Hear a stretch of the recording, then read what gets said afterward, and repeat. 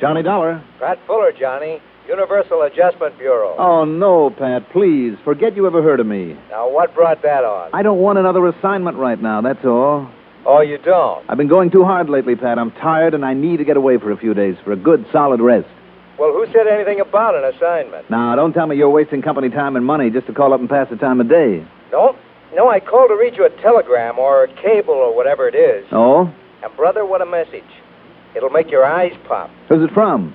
A fellow by the name of Emmett Gowan. Did you ever hear of him? Are you kidding? That man knows more about fishing than you and I could know in 1,000 years. Right. Also, Emmett and I got to be real pals after he helped me solve a rather important case back in, 58, I think it was. I remember that one. But it's been a couple of years since I've heard from him. Where is he? What's he doing? You better let me read this wire. Yeah, go ahead. It says, this spot is the closest thing to heaven a fisherman could possibly find. Oh? Sailfish, dolphin, amberjack, snappers, bonefish, tarpon, just about anything you can think of. Makes my mouth water, Pat, but keep reading. If you don't come on down here and be my guest, and right away it says, I'll never forgive you. I mean it, this is really urgent. And it's signed Emmett Gowan. Well? What do you mean, well? Well, are you going, you lucky dog? Oh, me? Only thing I don't understand is why he sends a wire like that to a lousy fisherman like you. Oh, especially when he knows me. That's just the point, Johnny. What's just the point? Well, the wire was sent in care of this office, all right, but it's addressed to you. Oh? Yeah. Oh. Sure. So if you're so anxious to get away, why don't you take him up on it? Well, sure. What else? And what's the address? Where is he? Pat? Pat, you still there? Sure, I am. Well, give me his address. Why don't you come on over here, and I will. Can't you give it to me over the phone? I could, but I won't. Why not? Well, put it this way. If you will come on over here, maybe we'll pay your expenses. Ah, I get it. You do have an assignment for me, and that telegram's a phony. Oh, it's a McCoy, Johnny, I swear Instead of a rest, a fishing trip, all I'm in for is some more work and headaches. No, really, Johnny. Then give me Emmett's address. Sure. Over here in my office. That? Okay. You think I'm kidding about the wire? Yes. Well, there's one way you can find out. Well? Okay. I'm on my way.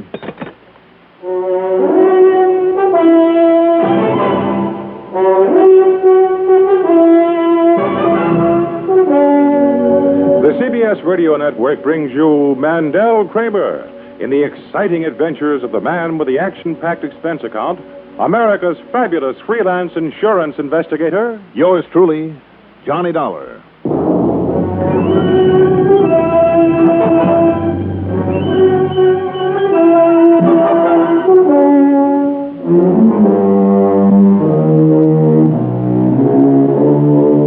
Expense account submitted by Special Investigator Johnny Dollar to Universal Adjustment Bureau, Home Office, Hartford, Connecticut. Following is an account of expenses incurred during my investigation of the lust for gold matter.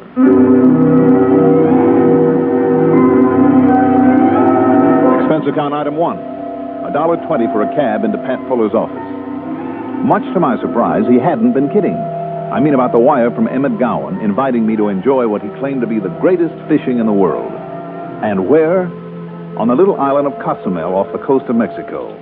Yeah, and if anyone can show you where and how to land the big ones, Emmett Gowan sure can. You couldn't be more right, Pat. So if I were you, I'd pack up my duds and head for the island of Cozumel, and I mean right now. And you know something, Pat? I'll do it. And I just happen to have your plane reservations all set up and waiting for you. Oh, Patrick, you're a doll. Yeah. Now, you fly from here to New York to New Orleans, then across the Gulf of Mexico to Merida. Now, that's the capital of Yucatan. Now, wait a minute. And from there, it's only about an hour's flight to Cozumel. Pat. By this time tomorrow, you'll be fighting bonefish or wahoo or tarpon or whatever. At, company expense, did you say? Yeah. Why? Don't worry about it. Until after you've got in some fishing. And then? Come on, Pat. What's the hitch? No hitch, really, Johnny. No, it's just that, well, after you've had a few days rest and fishing, well, maybe you'd like to fly on over to our Mexico City office. Why? Oh, some client's been reported missing. A man by the name of Juano Ansana. Mm-hmm. His wife wants somebody on it, and, well, as long as you're going to be down that way, I thought maybe you might look into it. After the rest and the fishing. That's the deal. Pat, I still think there's a hitch in here somewhere. Oh, now, Johnny. But Cozumel, here I come.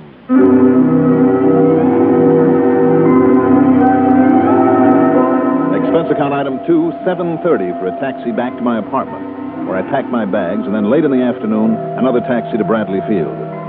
A prop job took me to New York, and less than 5 hours later, I was in New Orleans. Item 3, $14.20, covers a cab from Moisant International to the Roosevelt Hotel, a bed for the night, then a very early breakfast the next morning on the ride back to the airport. 2 hours and 40 minutes later, we landed at Merida, out on the tip of Yucatan. I took a ferry plane from there, and well before noon was comfortably ensconced in one of the Cabanas del Caribe, a private bungalow overlooking the Caribbean. As I finished unpacking my bags... Come in, come in. Johnny, I just knew you wouldn't let me down. Emmett, how are you? Just fine, Johnny, just as fine as silk. How are you? Well, you want to know the truth, Emmett? I'm bushed. I'm a little beat. And you look it, too. Don't you worry, Johnny. A few days of the greatest fishing in all the whole world. And I mean that, Johnny. It'll make a new man out of you. Only one thing I don't understand about all this. What's that, Johnny? Universal Adjustment Bureau footing the bill. Not only for a trip to Mexico City on business afterward, but for this. Did you ever hear of a man named Juano Anzana? Then you do know something. Because that's the man Pat Fuller mentioned. Tell you what, Johnny. If we get going right now, maybe we can pick up enough fish for dinner. Emmett, do you know this Juano Anzana? I have the boat all ready, all the gas and tackle we need, so come on now. I knew there was a hitch. Well, you ready to start fishing? All right, Emmett. What's it all about? Fishing, Johnny. Emmett. And I mean it. Right now, there's nothing for you to think about except fishing. Well, ready?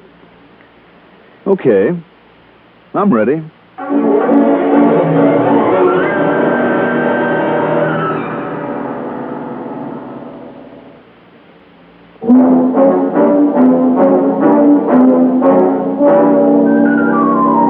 If I told you the truth about the kind of fishing we had that afternoon, you'd call me a liar. So I'll tell you anyhow. Emmett Gowan used an 18-foot skiff, rigged with a pair of 20-horse outboards, and equipped with every size, shape, and sort of fishing tackle you could possibly think of. We cruised southward around the edge of the little island of Cozumel to a big sort of lagoon, with a mangrove island on one side and a palm-lined beach on the other. There, at Emmett's direction, I made my first cast. The result?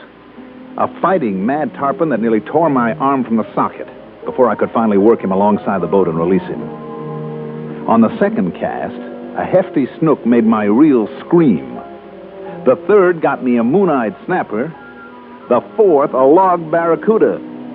Those fish, all of them, were simply begging to be taken on for a scrap.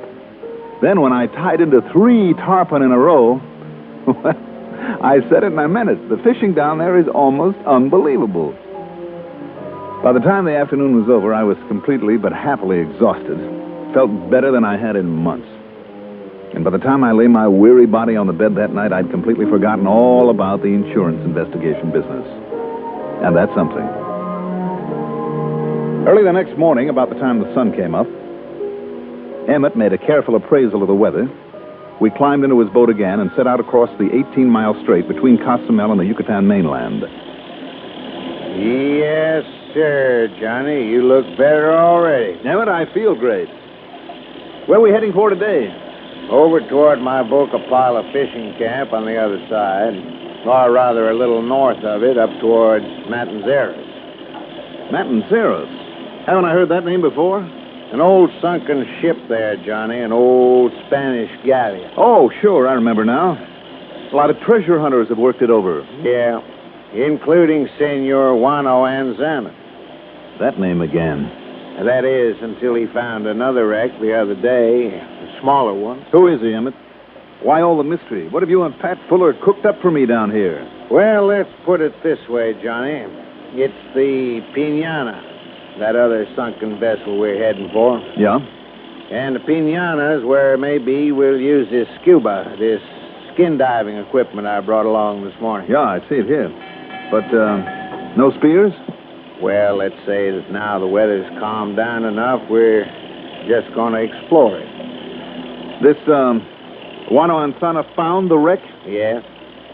When I brought him over here for some spear fishing. But he's the one that... Johnny, he's the most unlikable man I ever did meet. I wouldn't trust him any more than I would a hungry shark. Emmett. But I had him as a customer, so I had to put up with him. Point is, he's the one who disappeared from Mexico City. Point is, Johnny, that he not only found some fish around the wreck of the Piñana, but he found something else. Some old Spanish treasure? He wouldn't say. He wouldn't say a thing about it, Johnny. But I've seen too many of these treasure hunters, and I just knew from the looks of him that he'd found something down there. Well, Emmett, didn't you come back later and see for yourself? Johnny, let me put it this way. Yeah?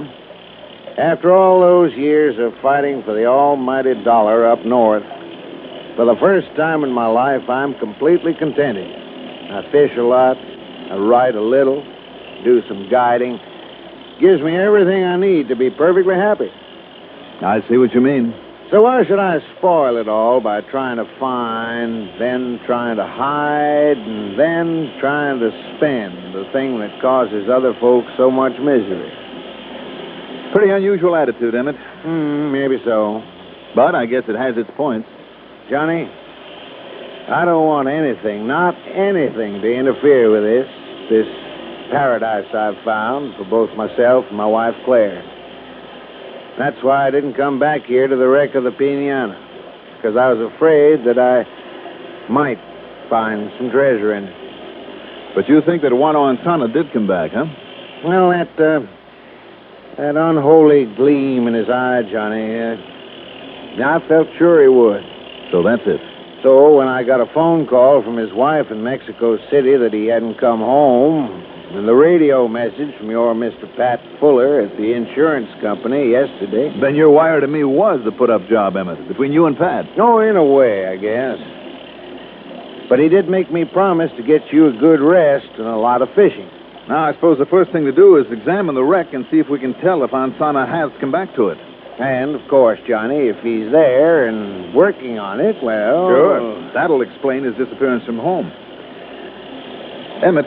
Yeah? You surely don't think he'd be foolish enough to come out and dive alone? Johnny, where treasure is concerned, a man can sometimes get mighty foolish. Yeah, I guess you're right. And a man like him, Johnny... Yeah? ...could also be mighty dangerous.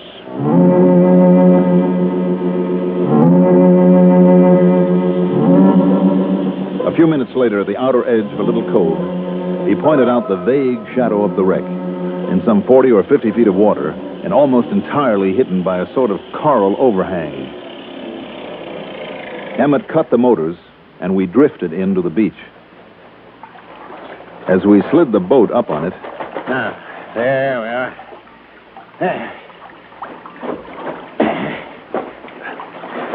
Now he can put on the scuba gear and...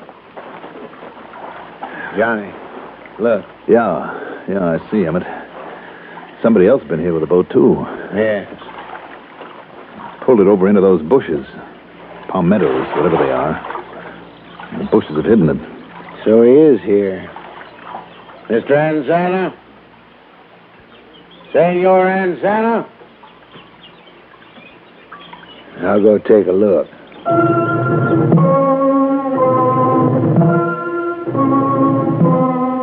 There was a well-hidden boat in the brush, but no sign of Wano Ansana. Was he out there in the water then, poking around the wreck? Only one way to find out. I put on one of the scuba rigs, the air tank, mask, and flippers. Emmett carefully worked the boat out to the edge of the outcropping of coral. Be mighty careful of that coral, Johnny. It can cut you to ribbons. And then I went on over the side.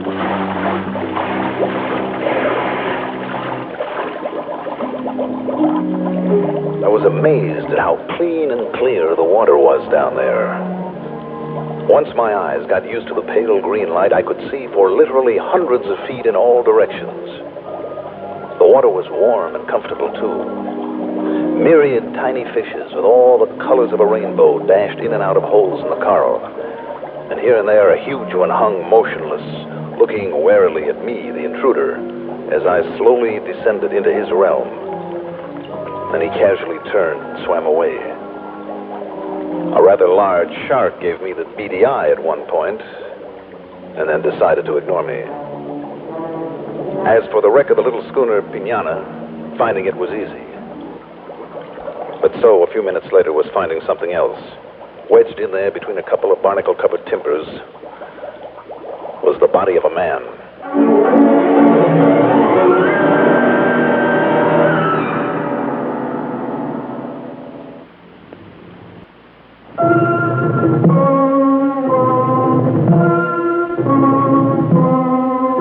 The body, trapped there in the wreck of the Piñana, wearing breathing apparatus and flippers, was that of a Mexican, with a bullet hole in the back of his head. Although the light was poor, I was able to read the lettering on a dog tag on one of his wrists. The name was Juano Ansana. But who had killed him? And why? Could it have been whoever had hidden the boat up there on the beach? And Emmett's reaction to that boat when he saw it was as though he was familiar with it, knew the owner. I thought of trying to pry the body loose, but then, looking upward, discovered the shadow of Emmett's boat in the 20 minutes or so I'd been down there had moved far over to one side of the coral reef. So instead, underwater, I worked my way over to it and then surfaced. Then, hanging onto the side of the boat with one hand, pulled off the breathing mask with the other and looked up into a very unfamiliar and a very unpleasant face. I do not know who you are, senor, but you might as well come aboard. What the devil? Who are you? And this boat, it's the one I saw hidden over there, and who are you? It's no matter. Here, I will give you a hand. Come on. Oh, sure. But where is... Here now. Thanks. Now, listen. No, senor, you listen. You see this gun? Who are you? You, senor, will never know. Because you will join him down there, you understand? You will join him. Join who? You talking about the body down there in that wreck? Or have you done... Yes, the body of the man I killed. Because he came here after my treasure. The treasure is mine, you understand? It's mine. I find the Piñana down there. I find it first. Even the Senor Emmett Gowan, he does not know of it. Now, wait a minute. I see his boat over there, but it's empty. He will never know. Nobody will ever know. Nobody but me, you hear? Because I will kill anybody else. See? That is why, now that you have found out about him, you must... No, senor, do not move. You have the gun. See? And I shall use it on you. Before I bury you down there with him. So the secret of the Piñana will only be mine. Now, look, mister... No, senor. There is no use. You must die. And right now... Must I?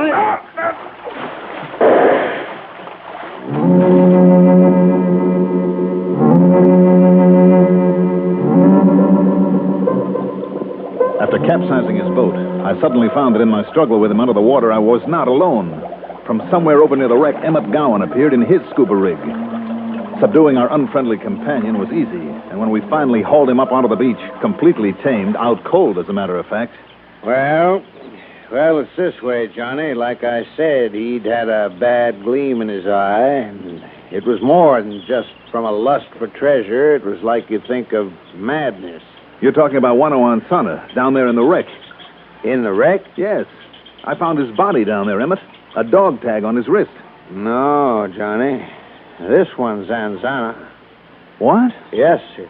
This one. He was mad. Don't you see what it means, the body down there? Well, now, I'm not sure. That other man found out about the Piñana and came here to investigate. Ansana found him here and killed him. But why put his dog tag on him? So that when he, Ansana, found the treasure, he could just disappear with it. What little was left of the body by then, if it was ever found, more likely just a skeleton, would be identified as his because of the dog tag. Oh, I see. He'd be free and have the treasure, and nobody would ever know that he'd murdered over it. Johnny, I think you're right. Oh, wait a minute, Emmett. Yeah? How come you so conveniently appeared there underwater after I capsized his boat, and when I really needed your help? Well, Johnny, I knew that hidden boat was his. Yeah? but he wasn't anywhere about. And also, Johnny, there wasn't any sign of bubbles out there to show he was diving. Oh, you're so right. I never thought of that. So, he had to be hiding somewhere and watching us. Of course. So I took my boat around the other side of the reef, put on my scuba, then went on under, where he wouldn't know where I was. At least that wouldn't make both of us sitting ducks for him. That's darn good thinking, Emmett. And then when I came up real slow and quiet under the flaring bow of his boat and heard what was going on, when I saw you starting to capsize it, sort of helped. No wonder it flipped so fast and easily. Thanks, Emmett. My pleasure, Johnny. Well, should we get him back to Cozumel? Why not? I imagine the police might like to see him.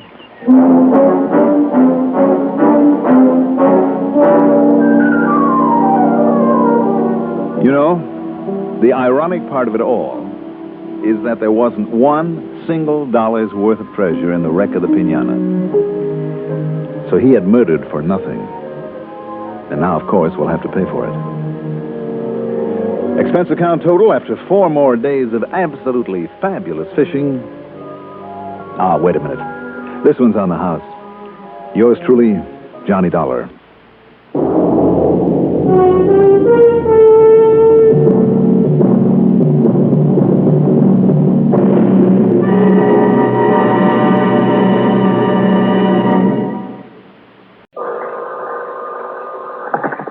Johnny Dollar. Happy New Year, Johnny, and many of them, and may your shadow never grow less and all that sort of stuff. And the same to you, Cheerful Charlie. Yeah, only it's Hal. What? Hal Kemper.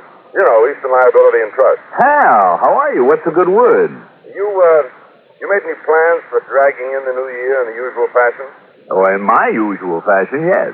Well, now, what's that supposed to mean? Well, it means that instead of getting myself hooked into some big, noisy, drunken party, and then risking my one and only life among all the crazy drivers who'll be seeing double because of the parties they've attended. Here. Instead of greeting 1962 with a hangover headache, I have other plans.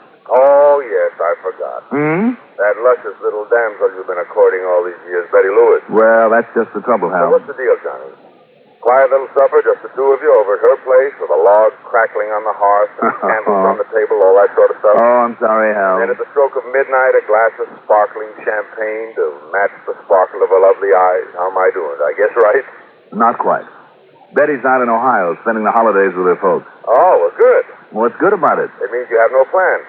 So, Johnny, I'll tell you what you do. Sorry, Hal, but I'm going to be sensible, stay right here, have me a quiet little drink, listen to all the celebrations on the radio, get a good night's sleep, and start the new year cool, calm, and hope I can make a good one of it. Well, now, before you settle down, Johnny, how's about coming over here to my house for a few minutes? Hal, I'm sorry. No, I want you to meet and talk to Dr. Albert Begley is all. Dr. Begley, the heart man? The heart man. Why? Because of something he's just told me about one of his patients, who happens to be an important client of ours, a wealthy old widow by the name of Mrs. Nancy Cunningham. What about her? You come on over here to the house and let Dr. Begley tell you. Hal, on New Year's Eve? Look, I thought I got over the point that I'd rather stay out of a car tonight. Let's wait until sometime in 1962, like tomorrow, maybe. Now, only one trouble, Johnny. If we do wait, if what Dr. Begley says is true, that nice little old lady might never live to see 1962. Oh? Yeah. I'll be right over.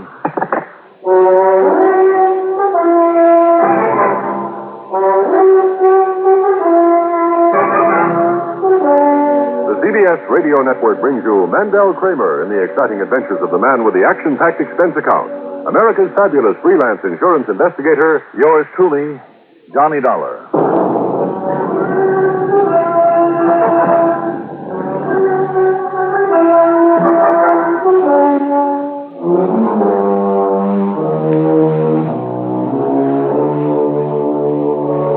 Expense account submitted by Special Investigator Johnny Dollar to Eastern Liability and Trust Insurance Company, Home Office, Hartford, Connecticut. Following is an account of expenses incurred during my investigation of the one too many matter.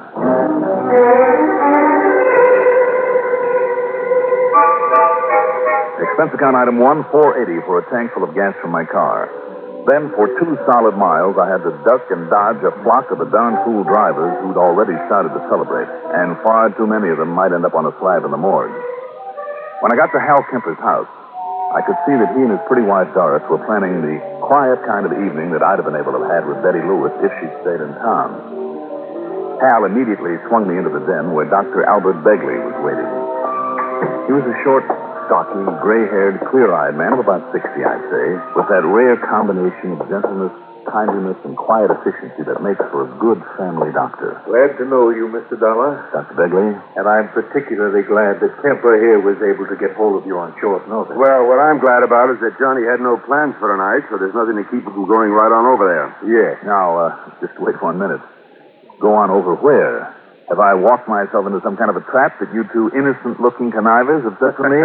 Yes, I think that's just about it. But believe me, quite necessary. Well, Happy New Year to me. I hope it will be. Now, I believe Hal mentioned Mrs. Nancy Cunningham, too. That's right, Doctor, he did. Well, after Mr. Cunningham died, leaving her fairly well provided for, by the way. So I understand. Well, considering her heart condition, she did what I think was a very sensible thing. Moved into a little one-story, three-bedroom home that she can care for all by herself without any danger of overdoing it. Mm-hmm. It's over on the western edge of town, just north of Homestead Avenue. Now, here I've written down the address for you. Doctor, you said a heart condition. Just how serious? Mr. Dollar, yesterday I would have told you that Nancy Cunningham would live on for, 5, 6, 7, perhaps as many as 10 more happy years. But now, after what I learned from her this afternoon, well, I suggest that you go on over to see her right away. Well, may I ask why, sir? Well, because of two people who will arrive there sometime tonight. Presumably just to give her a little company during this holiday season. Oh? And who are they? Her only living relatives, two nephews, Donald Kingman and Walter Baird.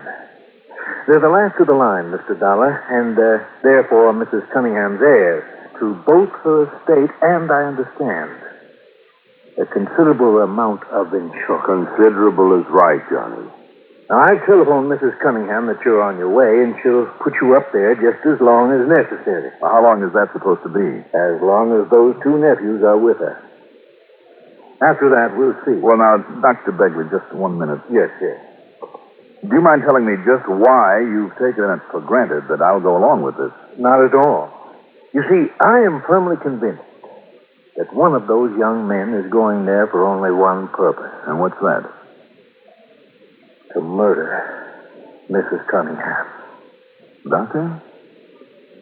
You really believe that one of her own nephews is going to see her just to murder Mrs. Cunningham? Mr. Dollar, I'm certain. And before it's too late, Johnny. What do you mean by that, Hal? I mean, she called me just a few days ago. She told me that she's done all she wants to for them. She's going to change her policy to name some charity as principal beneficiary. What charity? Well, it's just the trouble. I don't know. Probably some clinic or hospital or something.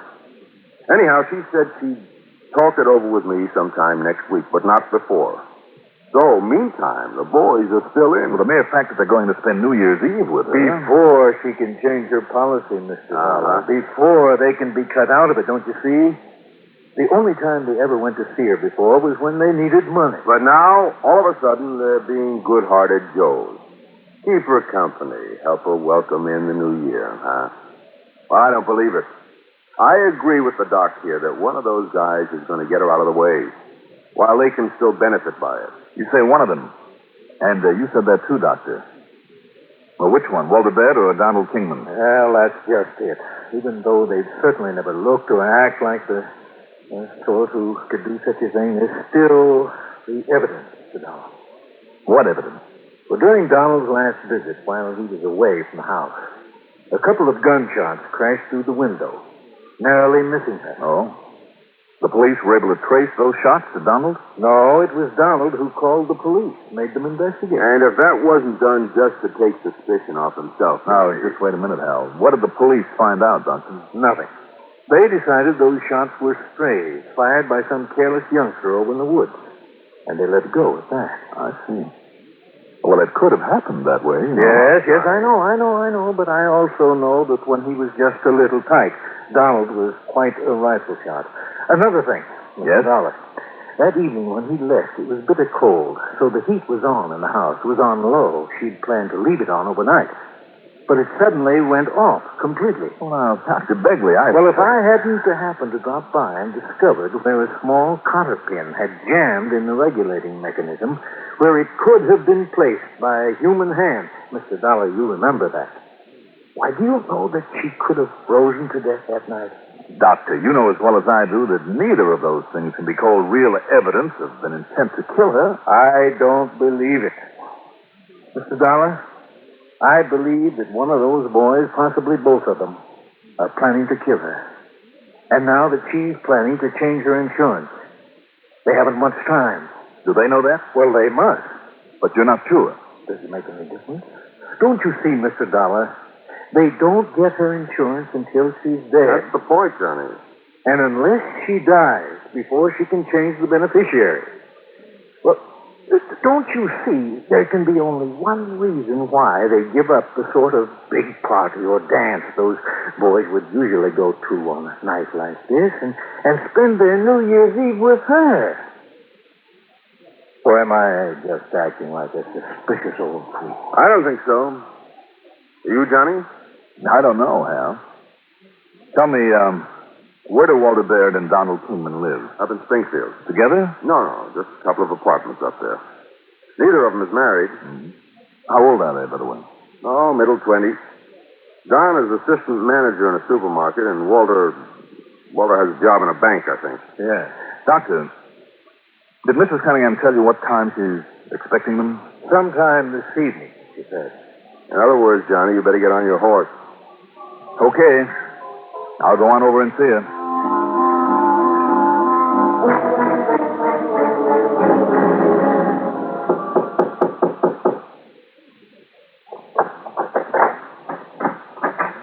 Yeah? Oh. Well, you must be either Donald Kingman or Walter Baird. Don Kingman. Are you Mr. Johnny Dollar? That's right. Well, Happy New Year, and come in, Mr. Dollar. Thank you. Old Doc Begley phoned out Nancy just a little while ago and said you'd be here. Oh? And I say good, the more the merrier. Come on to meet my cousin, Walter Baird. Walter, this is Mr. Johnny Dollar, and you know who he is. I certainly do. Well, Walter. That's right, Mr. Dollar. Happy New Year. You too. Who is it, boys? Mr. Johnny Dollar, Aunt Nancy. Oh, good. Please excuse me, Mr. Dollar, but I'm still dressing for our little party. Oh, surely, Mrs. Cunningham. I didn't realize how late it was. Well, at my age, it takes a bit longer to get ready than it used to. Well, that's perfectly all right. I'll be with you in just a few minutes. Well, sit down, Mr. Dollar. Make yourself comfortable. Sure. Well, my goodness. Looks like you're planning a real evening of it. And with no pain. I picked up all this food and plates, silverware, glasses, even the tablecloth and napkins from one of those catering places on the way in. Mm-hmm. Even that portable bar. See it over there in the corner? Uh-huh. Tomorrow morning they send a man around to pick it all up, and we won't even have to wash the dishes. Good work, Don. Pour the gentleman a drink, Walt. Sure, don't know why not. And while you're at it, pour me one, too, and one for yourself. The glasses are all set out. Better said than done. What'll it be, Mr. Dollar? Oh, scotch and soda will be fine, but a light one, huh? Right you are. Should have picked up a white over here. Now, I wonder why Aunt Nancy never told us that she knows you, Mr. Dollar. Hmm? She's been keeping things from us. Oh, has she? Well, it's about the only thing she has kept from us, I'll say that. Well, what do you mean, Walter? I'll tell you what he means, and I mean it, too. It finally got through these thick skulls of ours that it's high time we started making up for all that Aunt Nancy's done for us over the years. Oh? Yes, sir. My folks died when I was only a kid, and then later Walter's parents were killed in a smash-up. Well, if it hadn't been for Aunt Nancy, I don't know what we would have done. Here we are. Happy days. And many of them. Let's go. The point is, we finally came to our senses, and this little celebration tonight, well, it's only going to be the beginning. Amen. Yeah, I'm afraid that repayment of our debt to her is long overdue, and that... Hold the phone. What's the matter? 9 p.m. already. On the nose. Why? Well, did you put the champagne on that? No, I thought... Oh, son of a gun. Oh, now, don't tell me. I'm afraid so. The champagne's the one thing we forgot. Well, as far as I'm concerned, Don't give it a second thought. There's a liquor store about 10 blocks up the street. I've got my little blue coupe out front, so I'll be back here with a couple of bottles by the time you can whistle Dixie. Tell me, Mr. Dollar, how long have you known Aunt Nancy? Mind if I ask you a couple of questions first, Don? Not a bit. Like me to sweeten that up for you first? No, thanks. This is fine. Well, I think I'll add a little scotch to mine. Walter makes them pretty pale. But go ahead with the questions. Well, Only what was that? probably some crazy driver out there wrapped his car around a tree. Must have done a good job of it. Now, tell me this, Don. Maybe Guy can anticipate a couple of your questions. No? Like, did Walter and I know Aunt Nancy was considering changing her insurance to cut us off? Well, did you? Frankly, Mr. Dollar, the answer is yes. Oh, is it? And, is that the reason you have suddenly decided to be nice to her? One of them. To be perfectly honest about it, yes. At least, it was. Not anymore, though. You better explain that. She changed her mind tonight. Yesterday, as a matter of fact, but she told us about it tonight. Well, then you will get the insurance. Yes, we're still in. Instead of wiping us out and giving it to some heart foundation or going ahead with that sanitarium, she was going to build for old... Don, what's the matter? I don't know. No, I feel it too. This drink, I can't... I know. I can't get out of my chair.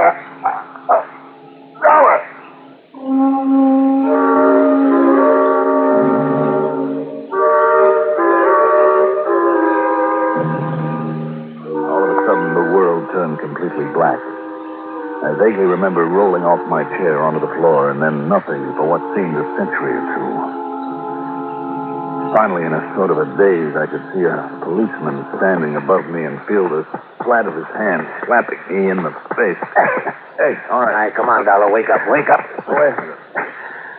Rogan. That's right. Bill Rogan. Only it's Sergeant Rogan to you. Huh? Yeah. Another snort of his brandy. Now, what do you know about this, Dollar? About what? This other guy stretched out here the same as you are. Who is he? Oh, that's Don Kingman. Yeah? What about that body in there in the bedroom? Body in the bedroom. That's right. Old Mrs. Cunningham. Huh? Dead, with a bullet in it.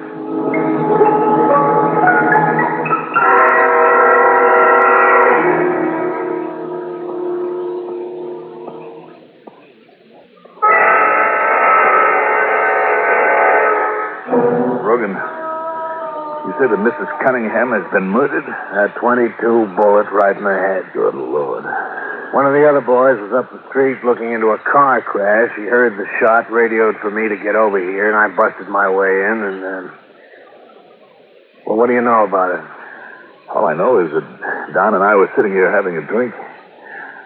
First Don collapsed, and then it hit me. That was it, Rogan, a drink. I'll say it was. You see the sediment here in the bottom of your glass? No. Don't touch it. You don't touch anything until the lab crew gets here. All right. And there's more of that sediment in his glass sitting there on the table besides where he keeled over. You see this little envelope I found on the shelf under the bar? The morphine. Yeah. Looks like your and his drink were loaded with it. I couldn't even rouse him. Even this full glass over here has some in it. That's Walter's glass, and he didn't drink any. So that was it. Yeah? What was? Walter poured the drinks. Then, without touching his own, he left on an errand, or so he said. But instead, you mean, this Walter, whoever he is, came back here, killed the old lady? That his so-called errand was only to make himself an alibi, to make it look as though he wasn't here? All he had to do was show up at that liquor store. I thought that if anybody might try to kill her after all the big build-up I got, but I guess I was wrong. Yeah, look, will you start making sense? Rogan, it looks as though all you have to do is find Walter dead. Dead, huh? You got any idea where to find him? What time is it now? 10:40. Well, he can't have gone very far. Well, where'd you see... Now, hold it a minute. Sergeant Rogan. Yeah? Yeah? It was who? Okay. You sending a lab crew over here? Right. Dollar, is your head clear enough now to know what you're talking about? Well, I think so. What time did Walter Baird leave you two here? Well, wait a minute. The mantel clock had just struck 9. According to my watch, well, let's see, Yeah, it's on the nose. And that crash down the block happened less than a minute after 9. Some drunk smashed into a little blue coupe that was coming from this direction. the blue coupe. Yeah, the drunk is dead, and the other guy's in the hospital, but he'll get over it. And this other guy? Yeah, Walter Baird. So he couldn't have done this any more than Donald here could have. I mean, if Don passed out, like you say. But who then? You said you busted in. That front door was locked tighter than a drum, and there's no sign of anybody else having broken in. Well, the truth that Walter couldn't have done it. Well, then who? Dr. Begley? What? The way that he so carefully laid out for me all the reasons that Walter and Don had for wanting her dead? That is a cover-up, so I wouldn't suspect him? Yeah, well, now, And wait that a minute. charity that she might have left her money to? Some hospital or clinic, Hal Kemper told me? That's something Dr. Begley wanted money for? So much that he was willing to kill her? As a doctor, an old friend, he'd have a key to the house, possibly. You sure you're feeling all right, Dollar? It wouldn't make any sense. Make no sense at all. You think you were making any? If he hadn't changed her insurance yet, and he must have known that, so killing her wouldn't do him any good. Dollar, listen. Yeah, what? We know that Walter couldn't have done it, okay? And we know that Donald couldn't have done it. So, that leaves you. Oh, let's not kid about it, huh, Rogan? Okay, then. Are you sure this doctor who might have a key would be more likely to know about the penorphine that was used on you? Anybody would know about that stuff and be able to get it. But are you sure this doctor has nothing to gain? The only ones who could possibly gain are Walter Baird. And he's out. And Donald here, who... Wait a minute. Well, Don couldn't have done it. Look at him. Wait a minute. Maybe I was a little befuddled from that drug, but... Look, this glass. This glass of Donald. Don't touch now. Just leave it there on the The table. point is, Rogan, did you touch it? Did you? Of course I didn't. I told you, Dollar. Then that's it. It has to be. Dollar. Donald. Knocked out by the penorphine? Sure he was. And still is. That's right, but not until after he killed her. Ah, but didn't you say Listen to me now. Those glasses have the drug in them, all right. All three of them, to make sure that I'd get some of it. And not only you, but them too. No, because if Walter himself hadn't suggested going out for the champagne, Don would have told him to, before Walter could touch his drink. And that ducking out would make Walter the only suspect in the murder. Well, of course. The only thing that cleared Walter was the accident that Donald couldn't foresee. All right. Right after Walter left, Don took his drink over to the bar to make it stronger, he told me. Actually, it was to get rid of the drug in it and pour himself a fresh one. Yeah, well, now He came back here, took a couple of sips, and when he saw the stuff was beginning to hit me, he made like he was passing out. Then, when I fell on my face, he got up, killed her, came back in here, poured some of the drug into his drink again, and passed out legitimately. And with what he thought was a perfect alibi that I would have to back up for him. Dollar, that's a darn good theory. And maybe that's the way it happened. What do you mean, maybe? When he comes to, we'll face him with it, and if he can prove otherwise, I'll eat your shirt. But whatever gave you the idea? The glass of his, Rogan, the fact that it is now sitting there on the table. Huh? He put it there after he'd done the murder. After? Yes. After he actually took the drug that made him really pass out. I don't get it. All right, listen. When he faked it, earlier, when the stuff hit me, Donald dropped his glass. Oh? Yes. It rolled onto the floor. It was one of the last things that I saw and heard. Look, see there? It left a little stain right there on the floor. Hey, you're right. He dropped it to convince me that he was passing out. But now it's up on the table. And only he could have put it there, Rogan. Satisfied?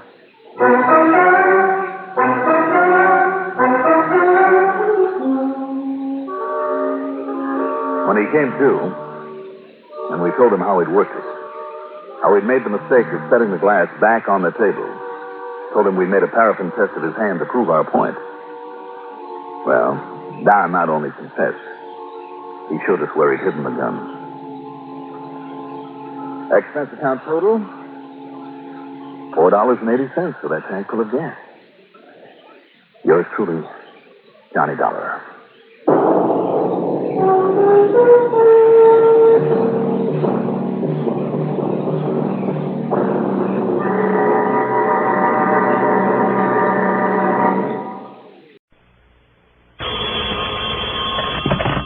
Johnny Dollar. Fred Larkin, Johnny, at New Jersey Fire and Casualty. Fred. I hope I didn't get you out of bed. Well, you certainly did, but don't give it a second thought. How are you, Freddie? Pretty good. How are things in the grand old historical city of Trenton? Here in Trenton, fine. A little farther south, though, I'm not so sure. Like where, for instance? Like just outside of a little town called Woodbine. Remember it? Woodbine? Yeah, you handled a case for us down there 3 or 4 years ago. Oh, sure, I remember. Some crook with a mattress factory pulled the old stunt of billing his clients more than they actually paid for the stuff he sold them. Right. Not knowing about that little trick, we'd give them insurance for the amount shown on those phony bills. Double what they paid. And when something happened to the merchandise... Sure, they collected twice as much from us as they were entitled to. Real nice people down there. Well, what goes this time? A couple of fires. Oh? Arson? That's what I hope you can find out. Any reason for suspicion? Yes, I think so. Like what? Well, why don't you run on down here and let me tell you all? And, Johnny... Yeah? If what I think is going on, if you can put a stop to it before we have to pay for any more losses, well, you can figure on not only your expense account, but a nice big fat commission to boot. Freddie, you speak the language I love to hear. I'm on the way.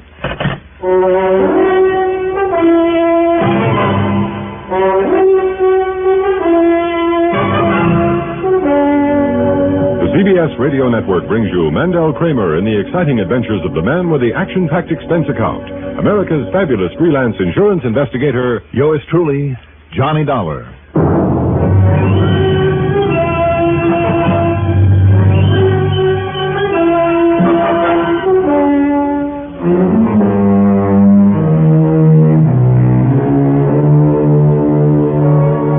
Account submitted by Special Investigator Johnny Dollar to the New Jersey Fire and Casualty Insurance Company, Home Office, Trenton, New Jersey.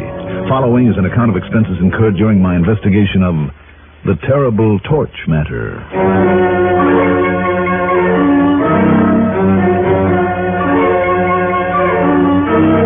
Expense account item 1, $20.50, and that covers a taxi out to Bradley Field, then plane fare to Philadelphia, PA. Item 2 was $50 deposit on a rental car.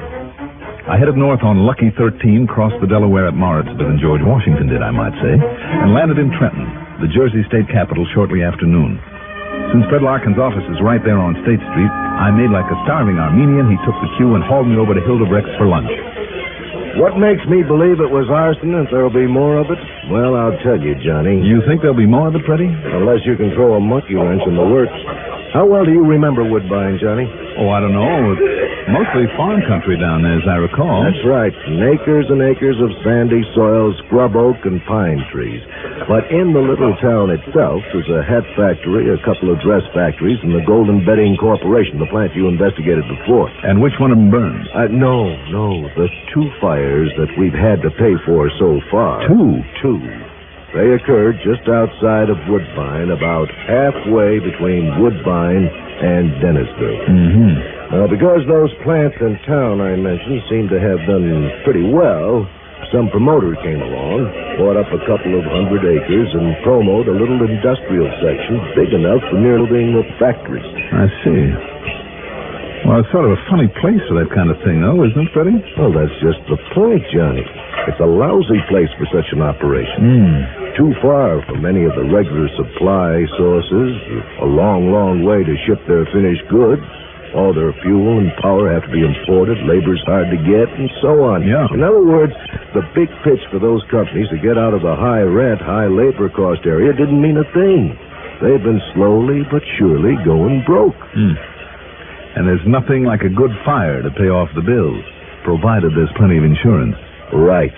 And like I said, there have been 2 of them so far, and I'm afraid there are going to be more. Why, Freddie? Well, simply because an idea like that, when it pays off so nicely, and when it can be gotten away with, can be very catching. You have a point there. When you say gotten away with, does that mean the police were able to find no signs of arson? Right. But when you talk about the police, don't forget how small that town is. No. When was the last fire? About a week ago. A week? And you wait till now to call me? I know. But I only found out about the second one yesterday. Afraid that means a pretty cold trail. But I'll see what I can do. Good. Now, how many factories are there in that little complex? About a dozen, did you say? 11, Johnny. And here's the point. Yeah.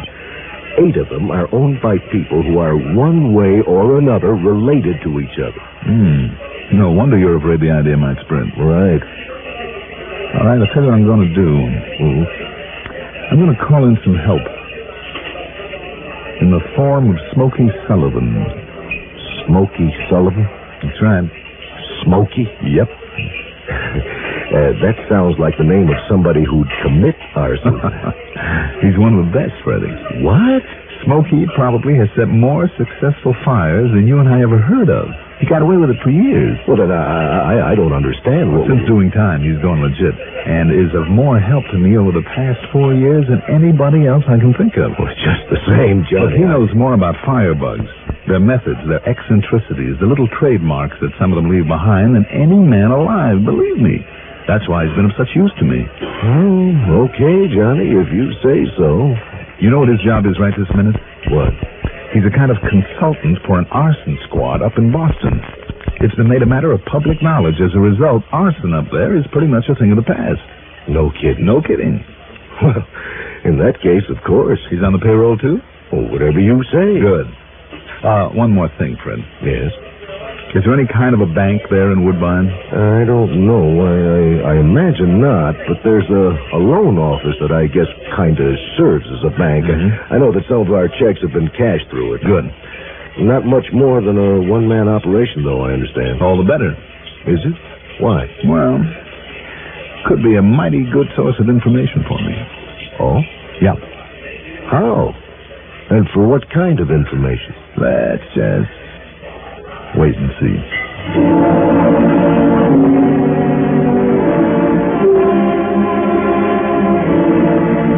Item 3 is a total of $41.40. Covers a long-winded phone call to Boston, then Smokey Sullivan's plane fare, and finally dinner and hotel accommodations for the two of us there in Trenton. Yeah, but, Johnny, where can that racket down there in South Jersey in such a little one-horse town like that? Well, why not, Smokey? Without a smart metropolitan police force to contend with, be a cinch for a good torch man. I mean, for him to get away with it. And certainly a whole string of factories, no matter how small, could promise enough loot to make it worthwhile for him. Another thing. Oh, yeah, Johnny. A lot of those plants are owned by people related to each other, who got suckered into setting up and operating in that unlikely place by some smart promoter. Now, if that family group all came from one place, from one big city, maybe that'll give us a key as to where they dug up their firebug.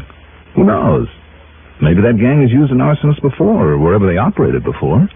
Maybe so, yeah. Smokey, the point is that if a couple of them have found out what they think is the answer to their financial troubles, the rest of them are liable to try it, right? Well, yeah, if it was arson, Johnny. That's what you've got to find out for me, okay? Yeah.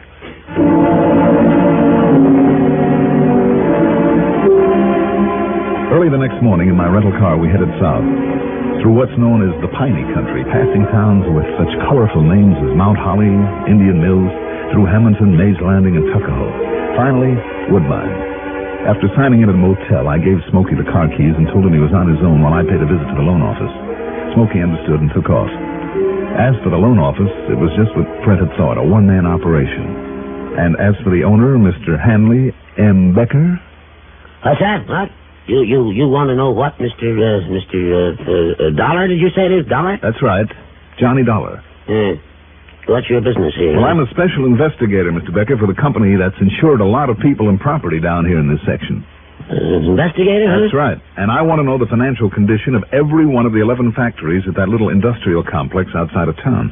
Well, then, why come to me? Well, don't you function as a kind of a bank for some of these people? Well, of course I do, but what's the matter with you, young man? Don't you realize that anything like that is completely confidential? Is nobody's business but the banks and the companies? Why, what kind of a banker do you think I am, huh? I'm beginning to wonder. Well, you can keep right on wondering. Besides, there aren't 11 of them out there anymore.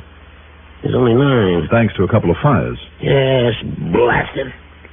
And if the insurance company doesn't pay off on those fires, no, don't you worry, boy. I'll collect on those loans somehow. Then you have loaned those factory owners quite a bit of money, hmm? Well, of course I have. Of course I tell you it's none of your business. Well, I think it is. Well, you just tell that insurance company of yours to pay off on those losses, so I can get back my money on the two that burned down. Even if those fires were set? Yes, even if they were. What? What'd you say? How do you know? Well, I don't. Well, how do you know they were? What? What was that? What? I said I don't know. Not for sure, that is. But I intend to find out. Yeah. Because if they were, Mr. Becker, and if the owners can be tied into it, or you or anybody else concerned... Me? Believe me, there will be no payment of insurance. You can bank on that. But well, there's no insurance, then, well, then what'll happen? Well, that is to say, if they don't... well, what I mean is... And you're accusing me? No. Just calm down. Oh, yes, sure. Calm down. Well, but these things you're saying, now, Mr. Dollar... Let's take things one at a time, shall we? I said you've loaned them a lot of money. Haven't you? Well, yeah. Well, they had to pay off on the property when that promoter up north threatened to put them out of business. And what about the workers, the help? They had to build a lot of living accommodations for them, didn't they? Well, did they? From what I understand, Mr. Becker... Yes. You're right. There are no workers anymore. Well, that is, there's not enough workers to speak of. You mean they're out of business? Oh, yes, practically. Nothing much in use out there but the warehouses where they keep their goods. It's a lot of stuff they'll probably never use now. But if they don't pay off on their loans, well, I'll just have to take over and get what I can for those plants. The ones that are left, that is. Not if they're burned down first. Not? What'd you say? Huh? Use your head, Mr. Becker. If they're burned out the way the first two were, and if we find out that there was arson involved... You really do think that there might be other fires? Oh, but good heavens, Mr. Dollar, don't you see what that would mean? I mean, if they're arson, like you say, why don't you realize that would ruin me? Possibility, isn't it? Oh, my. Oh, please, now, don't let it happen. It mustn't happen, Mr. Dollar. Listen, I'll tell you anything you want to know, anything you want to know. Just please, ask me. Well, Mr. Becker, for the moment, I think I've learned enough. Oh, but I haven't told you anything. Oh, you haven't, hmm?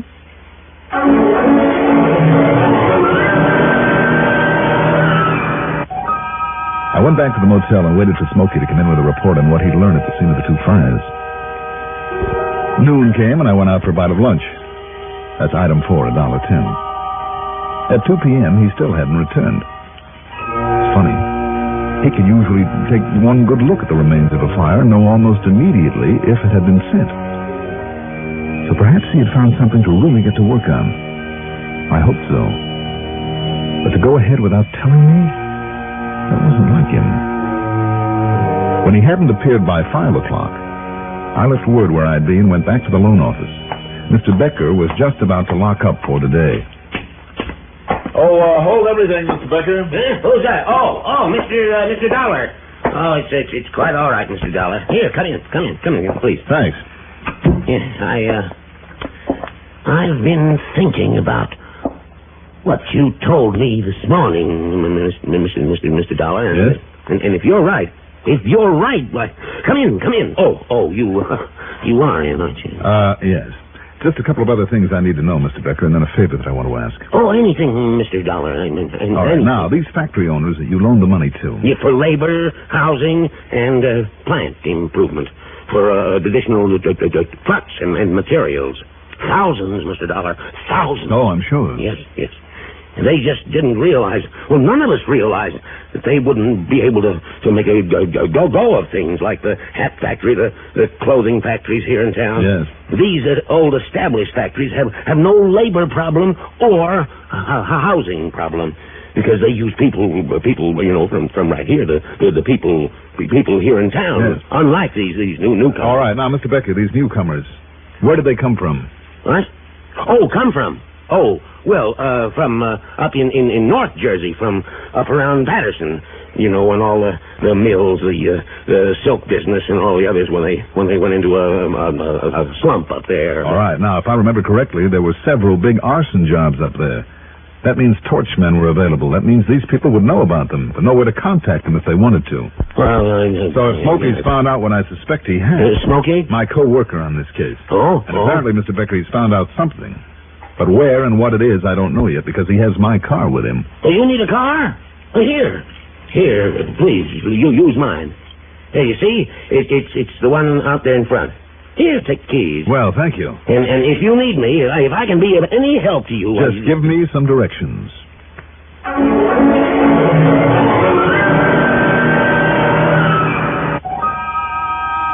I wondered. But no, it didn't make sense. He was no actor, and his worry and excitement looked genuine. Yet, of course, you can never be sure. Following directions, I headed south on 557, and after a couple of miles, cut over toward the old Dennisville Road. And there it was.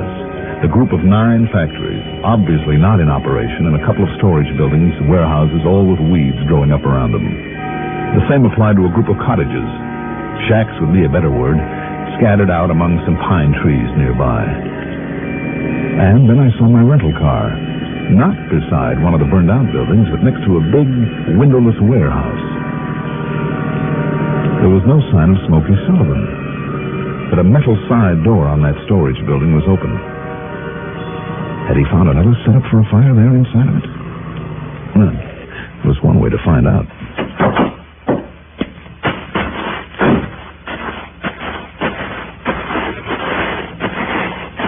Smokey! Smokey, are you inside there? Smokey? You in here? I wonder if there's a light switch around here somewhere. Smokey. Smokey. Smokey, can you hear me? Are you still alive? Smokey. Good Lord.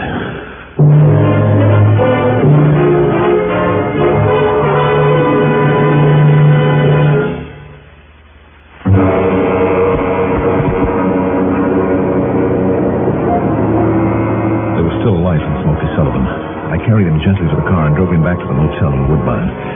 There, thanks to the ministrations of Dr. Rosenberg, a local medico, and well, I still can't believe it, but by the time the doctor left, half an hour later... Johnny, you think... Now, take it easy, Smokey. You were badly beaten. Well, do you think some two-bit torchman like him could knock me off, huh? Smokey, will you lie back now and relax? I'm too tough, Johnny. I don't care how tough you are. You've got to take it easy for a while.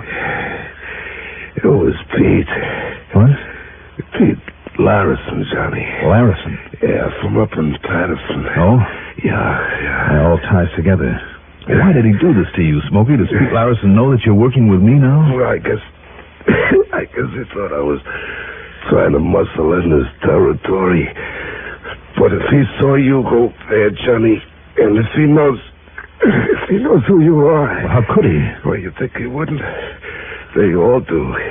Oh, Johnny. Now, listen. If you know him, if you know what he looks like, as soon as we get you back on your feet... Look, better yet, just give me a description of him. No, listen to me. Tonight, he's gonna fire that warehouse tonight. Tonight? Yeah, and listen... Well, it's after dark right now. I better get going. Johnny. Smokey, I want you to settle back and rest. About the others, Johnny. Forget it. If I stop him on this one, there won't be any others. No, what I mean by the others... When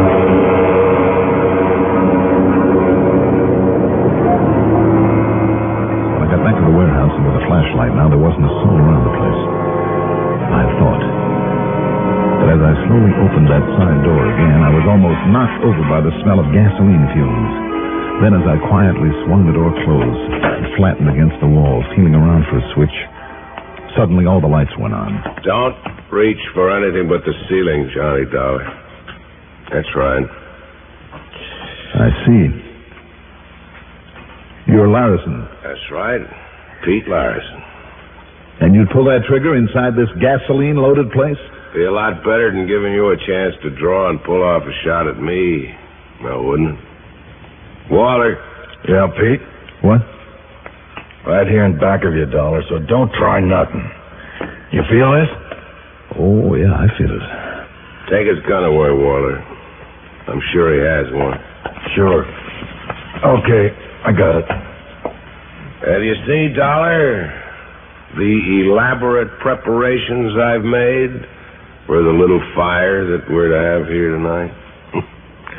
And because of all the heavy upholstery material that's stored in here, it'll look to the stupid police as though it all went up because of spontaneous combustion.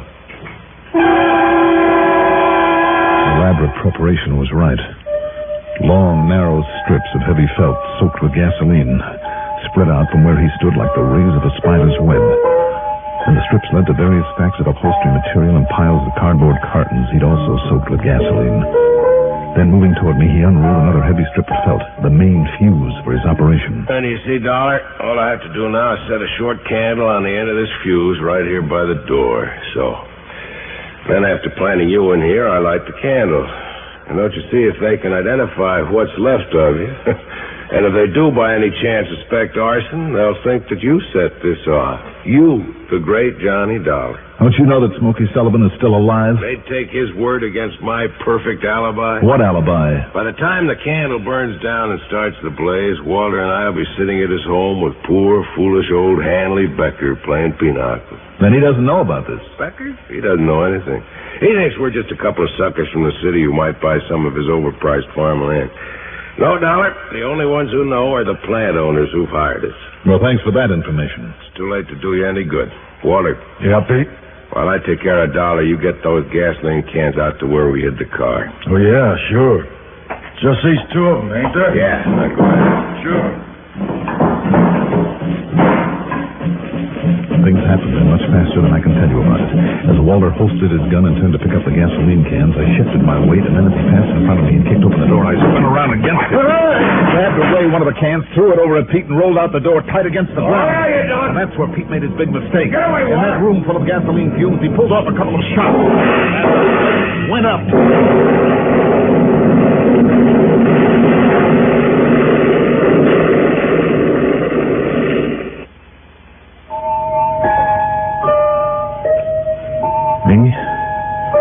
I guess I was lucky. The blast rolled me 100 yards or so across that sandy ground, and I came to only a couple of minutes later. Walter, who was blown against the side of my car, ended up with a concussion. As for Pete, well, I don't think I need to tell you. And that's it, Freddie. The company can prosecute the factory owners any way it sees fit. Expense account total, including a chunk for Smokey, damage to the rental car and the trip home. Call it $1,500 even. Yours truly, Johnny Dollar.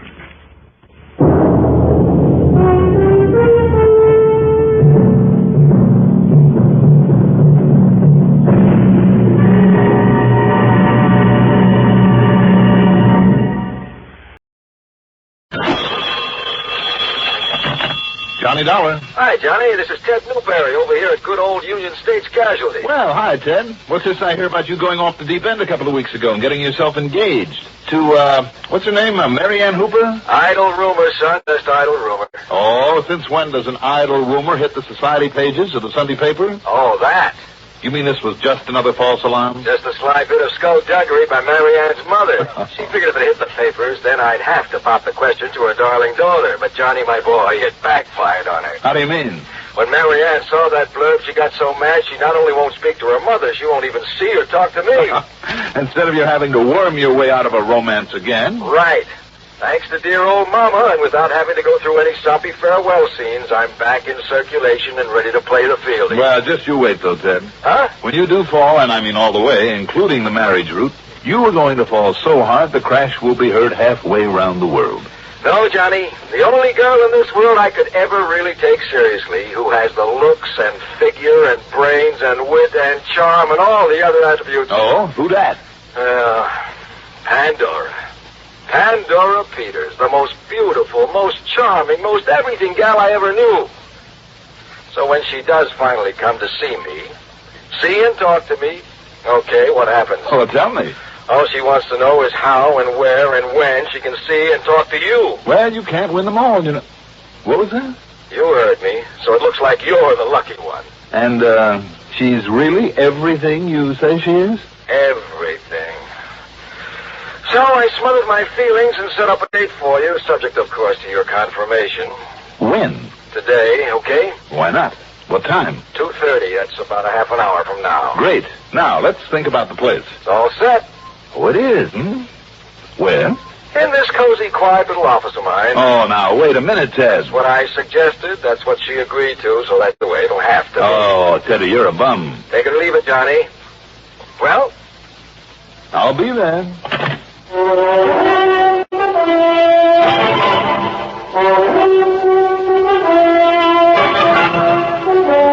The CBS Radio Network brings you Mandel Kramer in the exciting adventures of the man with the action-packed expense account. America's fabulous freelance insurance investigator. Yours truly, Johnny Dollar.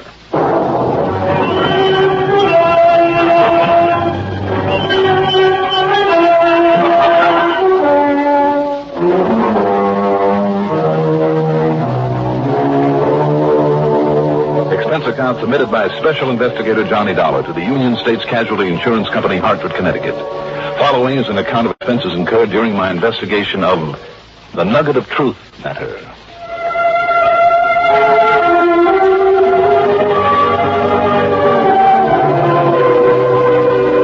I shaved, showered, put on a clean shirt and a new tie, taking my time about it, then spent item one, $1.30 for a cab into Ted Newberry's office at Union States.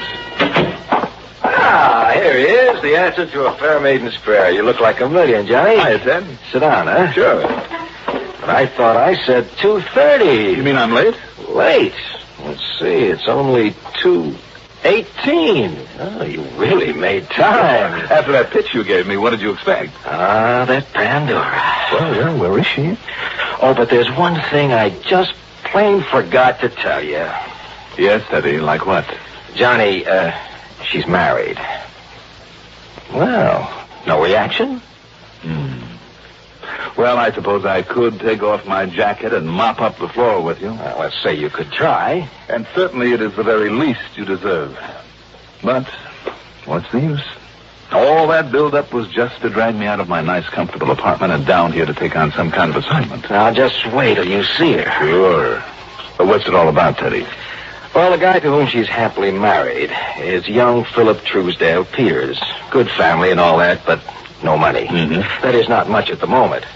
But Johnny, thanks to some electronic gadget he's invented, and with her dough to get him started. Wait a minute, Ted. Is that the new little plant about 10 blocks east of here? That's the one. And one of these days, maybe he'll make it. Well, good for him. Good for that money of hers, you mean? Oh, she's loaded? No, but she has enough. Anyhow, they're both clients of ours, straight life policies. How much, Ted? Something over $100,000 apiece. And each of them is the other's beneficiary? Yeah. Now, don't get any wild ideas. In spite of the fact that he needs money to push this invention of his? Well, don't worry. He doesn't need her dead to get it. Well, just the same, Teddy. Oh, now, come on, Johnny. Give that suspicious mind of yours a rest for a change. The way you talk sometimes, you'd suspect your own mother of murdering for a couple of bucks. Well, maybe I do go overboard once in a while. Hey, what's the matter? Through this portal is about to pass the most beautiful girl in the world. What? You, Ted Newberry, are the biggest flatterer in the world. If only that handsome husband of yours wasn't bigger than I am. But come in, my lovely, come in. Thank you. Mrs. Peters, Pandora, this is Johnny Dollar. Well, hi, Johnny.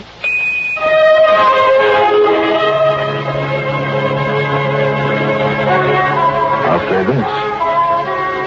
What I stood there staring at was worth staring at. 25 or 26, maybe. Tall, willowy, blonde. A faultless complexion with just enough makeup to enhance her natural beauty. Eyes a kind of gray-green, with little smile wrinkles at the corners. A cute little tilt to her nose and soft, full lips. And a darned attractive figure in a dress that didn't hurt it one bit. But there was something missing. Or maybe it was the other way around. Something there that shouldn't have been there. In her voice, in her eyes, I'm not sure. But there was a subtle coldness there that wasn't quite right. Not with all that beauty. The calm, calculating female that's invariably more deadly than the male. I wondered. I said hi, Johnny. Oh, I'm sorry. And did I lie to you, Johnny, about this gorgeous, glamorous creature? Oh, now, Teddy. What, so help me, how anybody like you could ever have any problems? Pandora, But I do have one. And I'm afraid it's a pretty serious one. That's why I wanted to see you, Johnny. What is it, Pandora? Johnny, somebody is threatening to murder me. Really? Here, Pan, you better sit down and tell us what this is all about. Yes, thank you. Oh, I'm sorry. That's all right. I am. Just the key to the Peters family car. Yeah. Thank you.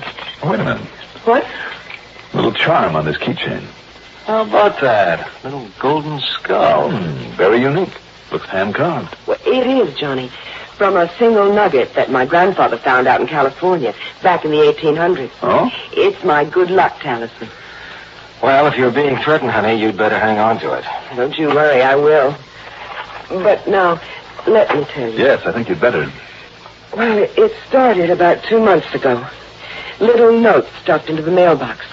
We live out on Barclay Drive, you know. Better put that down, Johnny. It's 128 Barclay Drive. Oh, I'll remember it. Go on, Pandora. It was right after Phil got the final patent on his invention. Just what is that invention, by the way?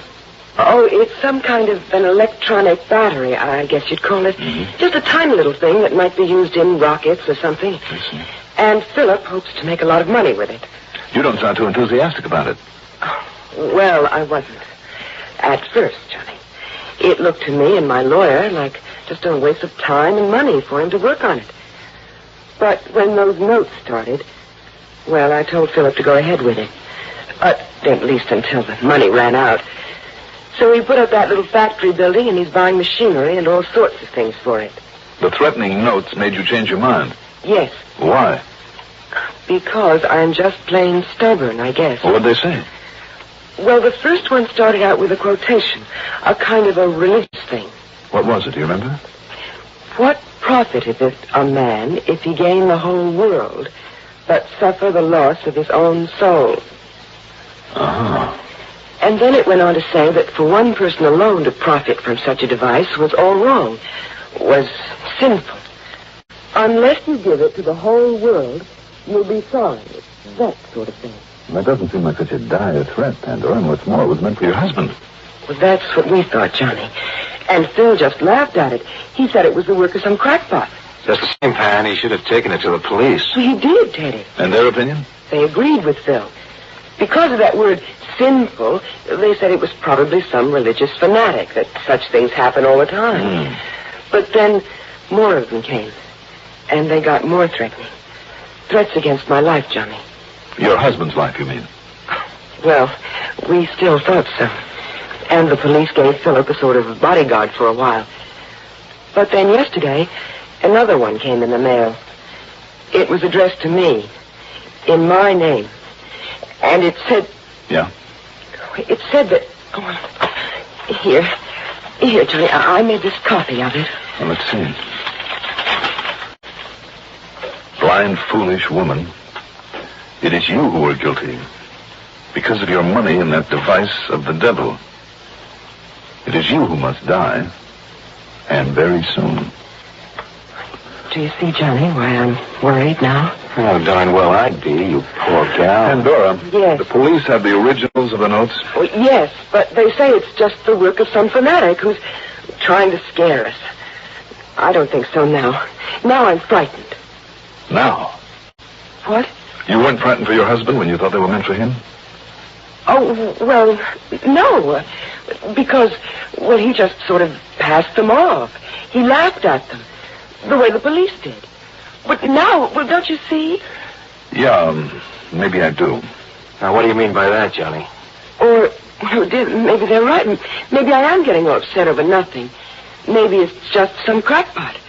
But won't you find out, Johnny? Won't you make sure? Pandora. You bet he will. What are your plans for the rest of the day? Well, I can't just stay locked up in the house all the time. Of course not. At least not unless you've got some police protection out there. Yes, well... Where's Phil now? Over at the new plant. Huh? It's in operation already? No, but he goes down every day in case they deliver machinery and furniture and things. And what time does he get home? The bus always drops him off in front of the house about 5:15. And your plans meantime? Well, I have to do some shopping, then have a fitting here in town about 3:30. That'll take about an hour. Yeah. Then I'll drive out to that farmer's market on Spring Road, where I always buy the meat. I promised Phil a steak tonight. And then? Then it'll be time to go home and get dinner ready. At least that's what I planned. What should I do? Well, until I've had a talk with the police, I see no reason for you to change those plans. Now, listen, Johnny, she needs protection, so if there's anything I can do... No, it's all right, Teddy. With Johnny on our side now, I think everything will be all right. You don't feel that you need police protection? Well, do you? I mean, until you find out how serious these threats really are. Unless the police convince me otherwise. I'll be in touch, Pam. Good. Thank you. I feel better already, Johnny. You're a darling. And thank you, too, Teddy, dear. Bye. What a gal. I don't get it. Huh? What do you mean you don't get it? Teddy, there is something very fishy about this thing. Very fishy.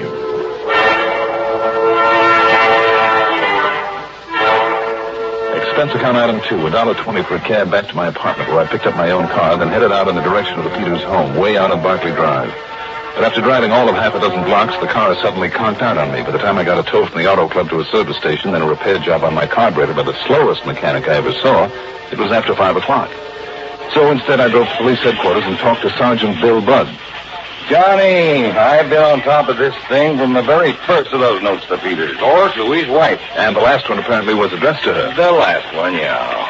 Well, if I were you, I'd put somebody on that gal 24 hours a day, Sergeant, until we find out where those notes are coming from. Now, you listen to me, Johnny. Go ahead, That's shoot. just what we did for him right in the beginning for nearly 2 months. Good men, too. Not even he had any idea they were on him, looking out for him. What happened? Nothing. Absolutely nothing. You figured the notes were just the work of some nut? That's what I told them. Meantime, we nearly broke our necks trying to find out where they were coming from. We bore down on every fanatic, every troublemaker in the town, and we know them all. Nothing. Then, suddenly, I got wise. How do you mean? You know very much about those two, the Peterses. Well, frankly, no. Well, in the first place, they aren't as lovey-dovey as they look. Oh? No, sir. And she has the money, Johnny. Some money, anyhow. Yes, so I understand. And I know it for a fact that she didn't want to sink a lot of it in that crazy invention of his. Crazy?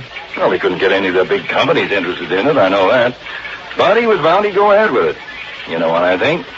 What, Sergeant? I think she started writing those notes in the hopes of scaring him out of it, out of spending her dough on it.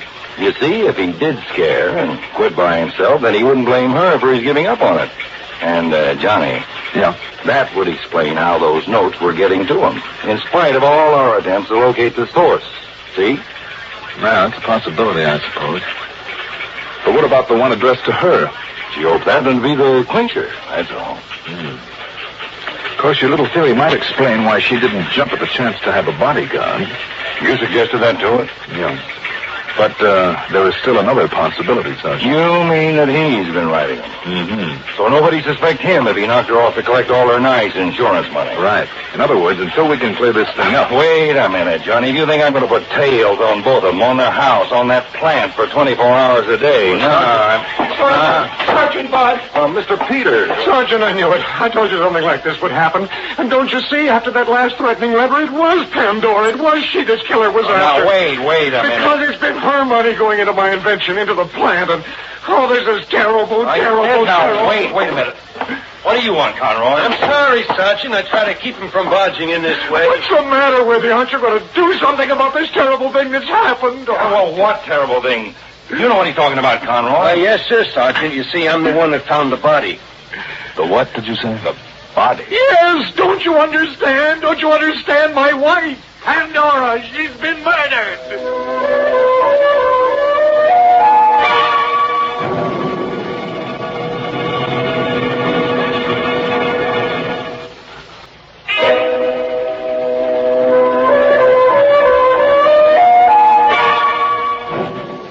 wife was murdered, Mr. Peters? Yes, Pandora. Somebody killed her. When, Mr. Peters? Where? How should I know? I asked this policeman. He's the one who found her. You didn't see her? No, ask him. He's the one who knows about this horrible, terrible, awful thing. Conroy?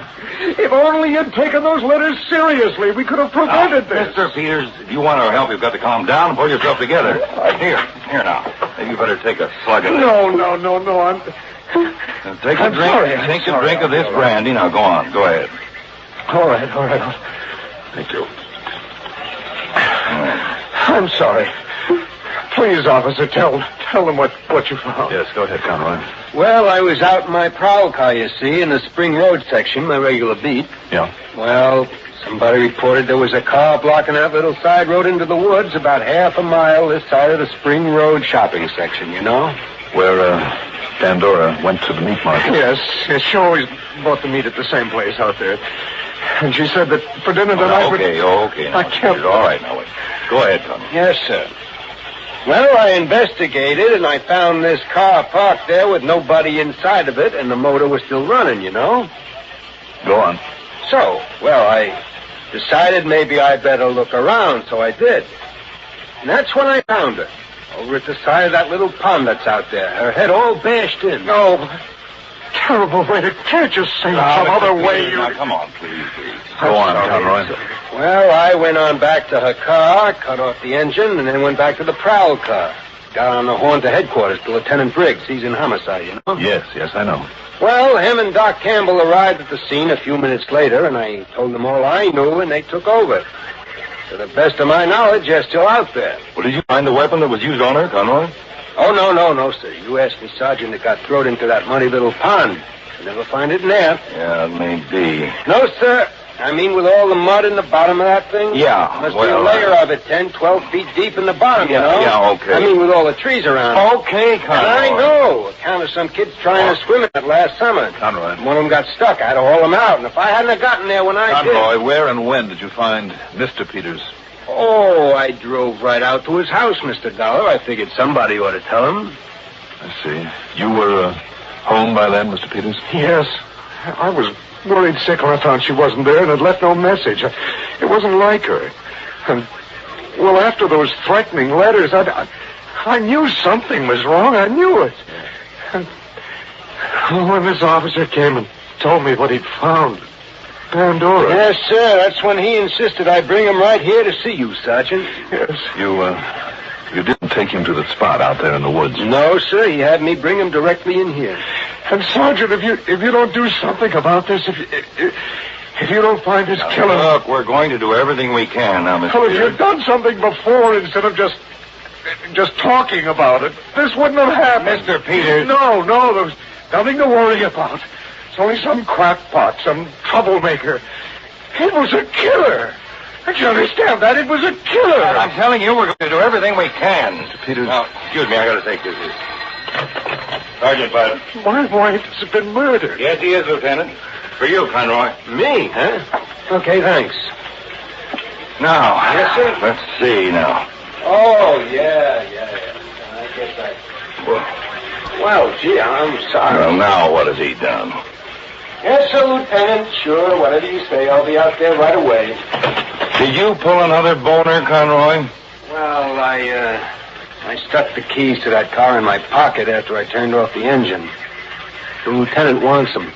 Well, go ahead then. Take them out to him. Wait a minute. Can I see those keys, Conroy? Oh, sure, Mr. Dollar. Yeah. What? Just an ordinary set of car keys, Dollar? Yeah. And that's why they give us the answer to this whole thing. Yes, sir. Oh, I hope so. You have a set of these, too, haven't you, Mr. Peters? Why, yes, of course. May I see him, please? Yes, of course. Here you are. Thanks. Hey, will you look at that, Sergeant? That's some gold nugget carved to look like a skull. It's just a sort of a good luck talisman. Good luck? Yes. I'm afraid, Mr. Peters, not for you. What? These are the keys your wife had early this afternoon when I talked to her. That means that to get hold of them, you had to be with her. Between the time I saw her and the time her body was found. Dollar. That also means, Mr. Peters, that... Well, do you want to tell us? But I had to. Don't you see, I had to kill her. Because of the money. Because I needed the money for my invention. I had to kill her. Sergeant, don't you think somebody better take this all down? I sure do. Thanks. My invention.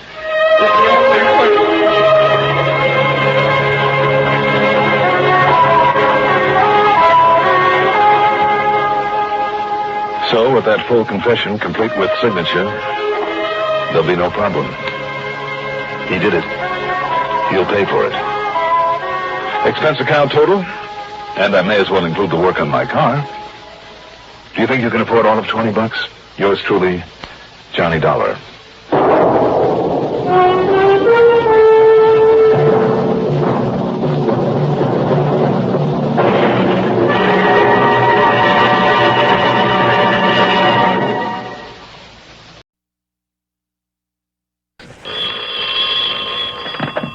Johnny Dollar. Hi, Johnny. This is Charlie. Charlie Warren? Right. Worldwide Mutual out in L.A.? None other. Charlie, you're a bum. I don't even know you. Huh? Now, what brought that on? That last case you handed me out there back in December. Now, take it easy, pal. Why not come out here to nice, warm, sunny Southern California, Johnny, and get away from all that freezing New England weather you said? Well, sure I did. So where did I end up hunting for that killer? 7,000 feet up in the mountains where I nearly froze my ears off. I am only just beginning to thaw out, so I say it again, Charlie, you are a bum. Okay then, Johnny. Come on back here and I'll make it up to you. How? Another assignment. This time right out in the middle of the Mojave Desert. Yeah? Matter of fact, it's over near an old stamping ground of yours. Lake Mojave? Lake Mojave. Say no more. I'll pack a razor, a clean shirt, all the fishing tackle I can find, and be on my way. And a .38 pistol, maybe? You just telephone Ham Pratt over at Lake Mojave Resort to have a room for me, and... What was that last crack you slipped in there? Bring along a what? Just kidding is all, Johnny. Oh, yeah? What kind of an assignment, Charlie? Meet you here at L.A. International, give you the whole story. Yeah, I think you'd better.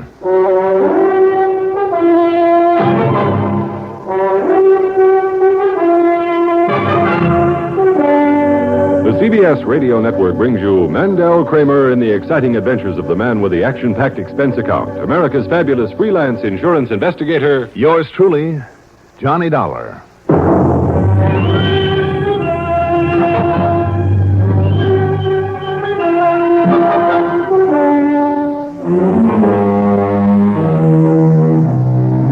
Expense account submitted by Special Investigator Johnny Dollar to Worldwide Mutual Insurance Company, Los Angeles office.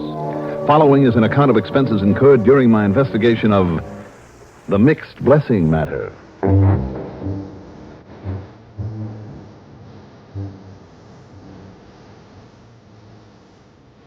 Expense account item 1. $199.27 for a cab to Bradley Field, a plane to New York, then a jet to Los Angeles. Thanks to good connections, it was only about 6 p.m. Pacific time when I arrived at L.A. International Airport. True to his word, Charlie Warren was there and waiting. After helping me load my luggage, including the fishing tackle, into a rental car, he led me up to the flight deck restaurant and we ordered cocktails. Your health, Johnny. May we never grow old. Oh, I'll drink to that. I can use this. I'm the little man who's had a busy day. So let's eat, drink, and be merry, Johnny. Oh, tomorrow we may die? What?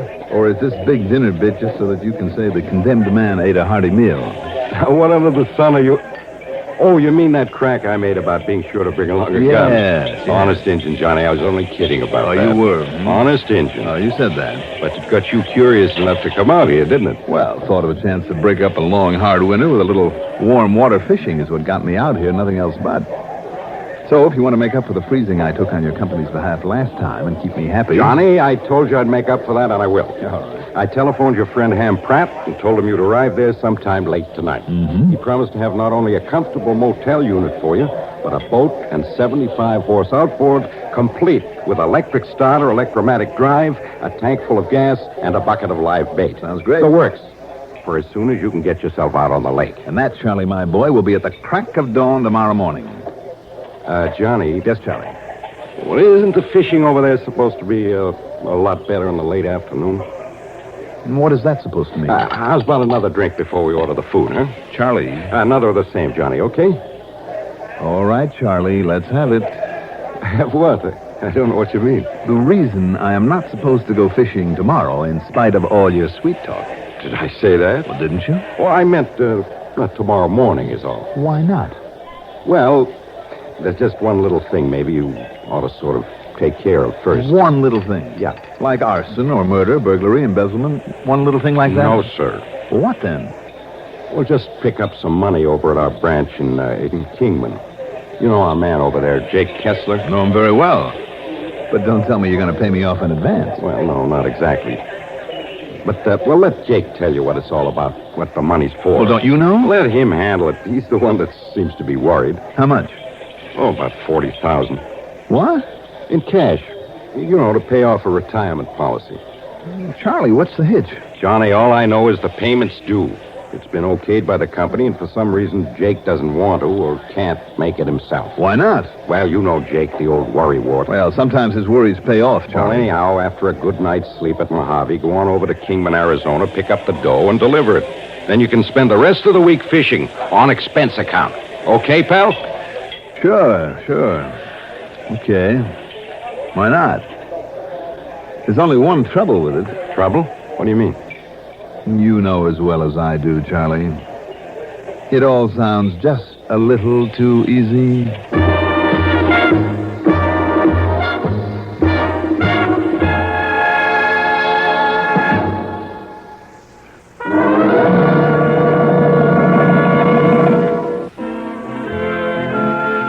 Jake Kessler, over there in Kingman, Arizona, is quite a character. He's about 55.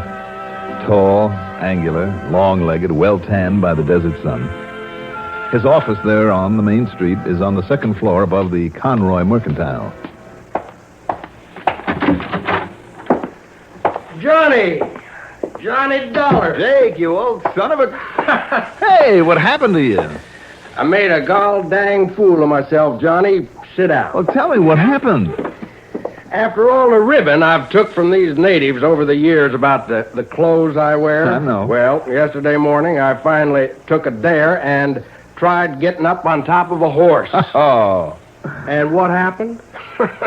God's darn critter ended up on top of me. Oh, Jake. Busted one ankle, threw a knee out of joint. So I got to be carried up and down those stairs by a couple of the boys at the Mercantile, and all in all, I'm a gall-dang mess. Can't even drive my own car. Oh, well, Jake, all I can say is I'm sorry. And that's why I have to send for somebody who could represent the company officially to pay off old man Blessing when he suddenly up and demands the whole thing in one hunk of cash. Did you say Blessing? Yeah. His name's Barney Blessing. Mm-hmm. 41,000 cash. And I'm sure glad you're the one that sent to do it for me like I asked him to. You suppose the company got suspicious too, Johnny? Suspicious of what, Jake? Well, about why, in spite of setting up that policy for him to get paid off something every month after 65 and for as long as he lives, now he wants it all at once. Well, do you think there might be something fishy about it? That name of his doesn't ring a bell? No, I don't think so. You're old enough to remember Prohibition, all the bootlegging and racketeering in those days? Why, sure. Well, Barney Blessing was a gunman back then, but he never got caught. Oh? Then about a year ago, he moved out here to a worked-out hunk of land on the other side of Hackberry. Mm-hmm. Him and a fellow named Harry Higbee, and a beat-up old dog named Vicky. Oh, who is this Higbee? Just a friend of Barney Blessing's? A friend, not on your life. Hated him. You see, that Higbee back in those days, well, they called him the Twin. Yeah? He was the reason Barney never got caught. I don't follow you. He was just a hanger-on. He wasn't a killer. He wasn't of much use to that mob except for one thing. Higbee looked so much like Barney Blessing that when Barney was sent out to do a job, then they'd plant Higbee someplace where a lot of people that see him would swear that he was Barney. So that he was kind of Barney's alibi. Right. He was how come they could never pin a thing on Barney. I see. Well, why did he bring Higbee along out here? Well, don't you see, Johnny? Blackmail. Ah. Yeah, maybe you have something there, Jake. Sure, that Higbee knows enough to send him up for life. All he has to do is open his mouth and start singing. So Barney's not only had to keep him around and feed him, but even made him beneficiary of this policy, too. If Barney dies before the policy matures. Right. Tell me, when will Barney be eligible to start collecting on it? Well, that's just the trouble. He's 65 right now. And, Johnny, the old coot must have read all the fine print. Why you say that? All of a sudden, now that I'm all busted up and can't get around anywheres, all of a sudden he telephones me from, wherever it is he gets to a telephone, with this demand we pay him off in cash. Deliver it to him in hand. That's the way that fine print reads, in hand. But you don't want to pay him off. No. Why not? What's all this all-fired big hurry about all of a sudden? Why this sudden change to wanting the whole thing in one lump sum without letting us know beforehand? Have you seen him and talked to him at all since he moved out here? No, I never seen him. Like a darn fool, I just never got around to it. Never even met him. Mm-hmm. Well, who around here does know him, Jake? Not anybody. He or Higbee or whichever it was used to come here to Kingman for groceries at first, but for nigh on to a year now, there's been no sign of him. Jake? Yeah? If you've been able to have yourself holed up to this office every day, you could have got out there to Barney Blessing's ranch. Well, so what? Well, so instead you sent for me. Why? Johnny, do I have to lay it out to you? Go ahead. Well, you just ought to know by now that I have me a nose for trouble. And when I think of what Barney was once and how he said over the phone that if I showed up at his place to give any argument, showed up without the money, well... Jake, you old rascal, I think you pulled your accident on purpose that you're scared. Probably for no reason at all. You just want me to stick my neck out for you. I tell you, I got an instinct. Always have had, and it's always been right. But now, Johnny, if you just want to duck out of this one and... Duck out? Yeah, stay away from those two ex-mobsters and go over to the lake and do some quiet fishing instead, Okay, Jake, just tell me how to get there. By golly, Johnny. I knew you wouldn't let me down. So, now, here. Yeah. Here now. You'll have to take this along with you. That's the $41,000. Yeah, in cash money. Had the bank deliver it to me just before you got here. I thought that kind of payoff had to come from the main office of a company like yours. I wish it did. But you know, worldwide, immediate payment on any claim at any place in the world. That's the slogan. Yep. That's why even a little local office like this one has to come up with it. That's why I can't give Barney Blessing any argument. Well, if I do find any grounds for your wild suspicions, whatever they are, maybe I will. Now, you listen, Johnny. Yes, Jake. Well, here's the receipt and so on that he'll have to sign. Okay? Now, wait a minute now. Is that a copy of the policy itself there? That's right. Well, how about if I borrow it for a little while, Jake? Just long enough to have somebody make a copy of it, And you are thinking the way I am, aren't you? Am I? So here. Just in case, I had this extra photostat made for you. Good. All right, Jake. Give me some directions, and I'll be on my way. Sure. But now, Johnny... Well? Well, like you say, maybe I'm all worried up about nothing at all. Sure you are. But, be careful anyway. Will you, Johnny? Sure.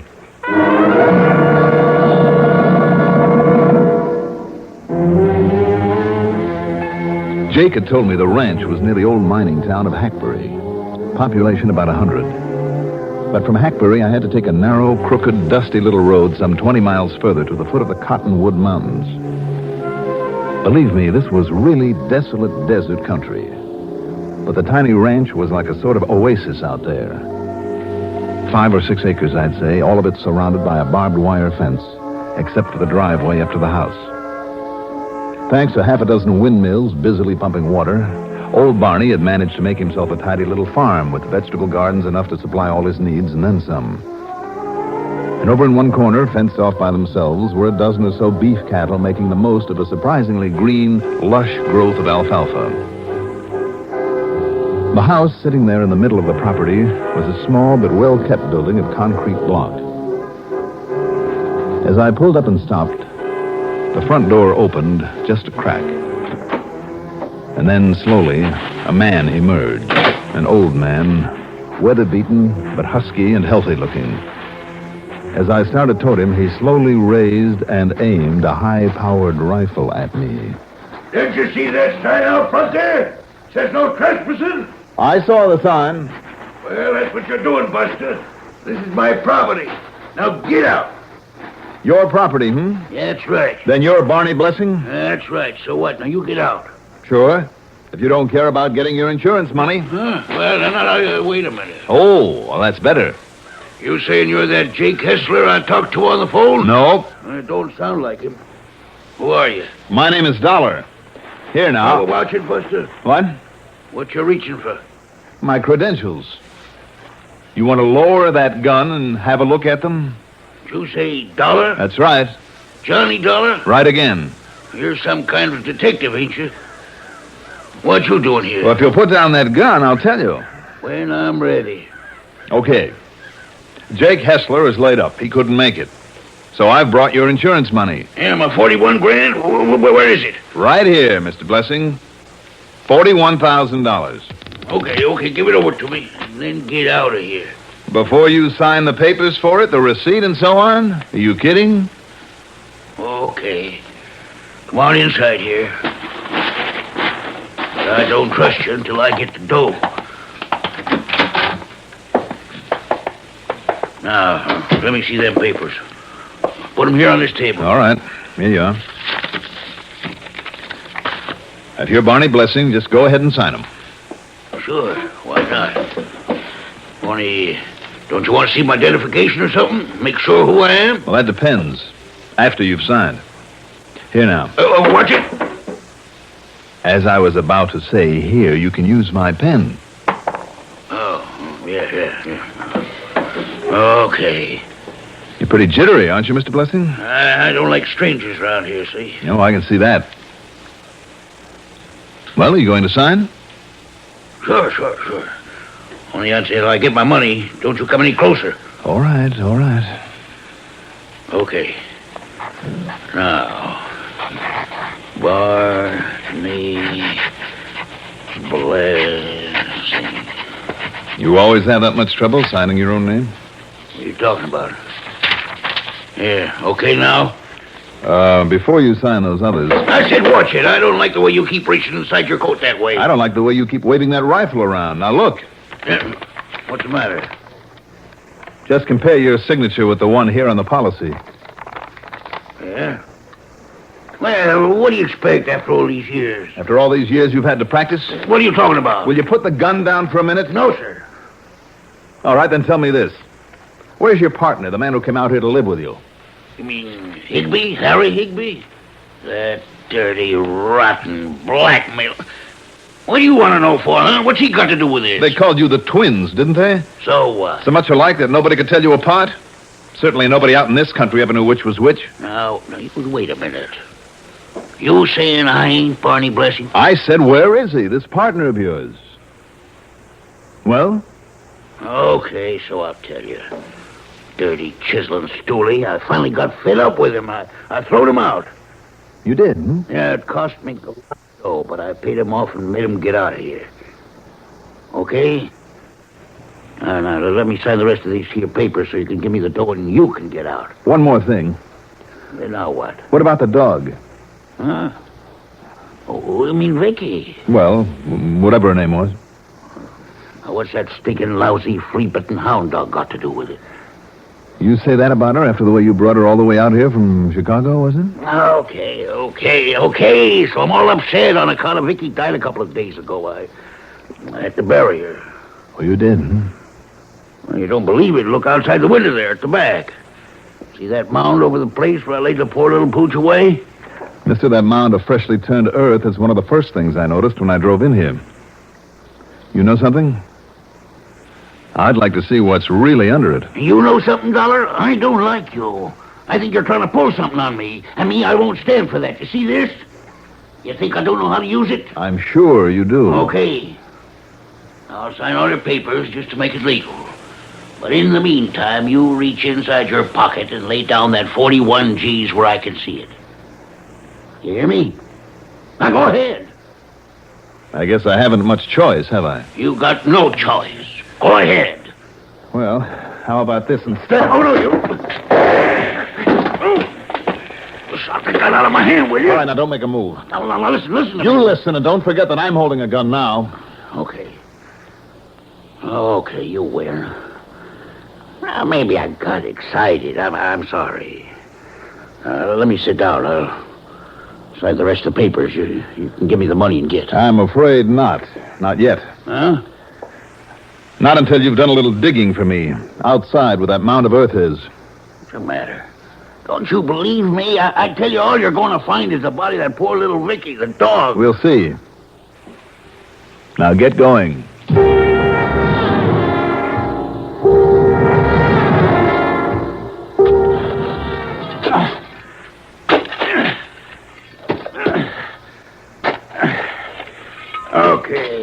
Okay, you satisfied now? See, Dollar? It's only what's left of poor old Vicky. Yeah, I see. In spite of the size of the grave.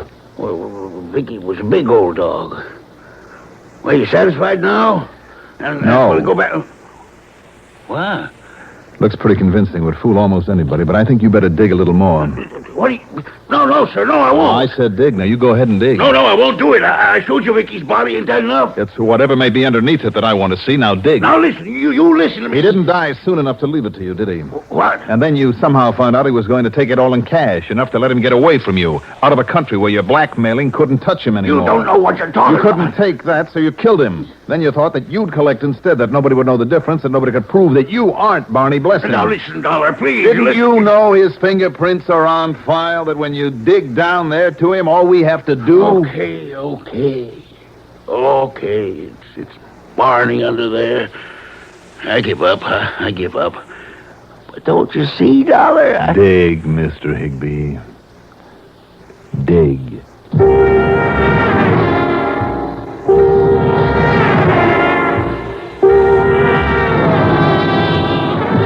You knew it, Jake, didn't you? Well, just a hunch, Johnny. And even if it was a right one, I didn't know how I could prove it. But that feeling I had, a couple of punks like them, and nobody around here could prove which one was really which, and with all that money at stake, well, Johnny, I just kind of had me a hunch, is all. And Jake, it looks like that instinct, that nose for trouble of yours, is something that you had better hang on to. Now, darn it, because of the call from back in Hartford, I again had to miss out on the fishing. But I'm going to keep trying. You can depend on that. Expense account total, including mileage on the rental car and the trip home, $497.40. Yours truly, Johnny Dollar.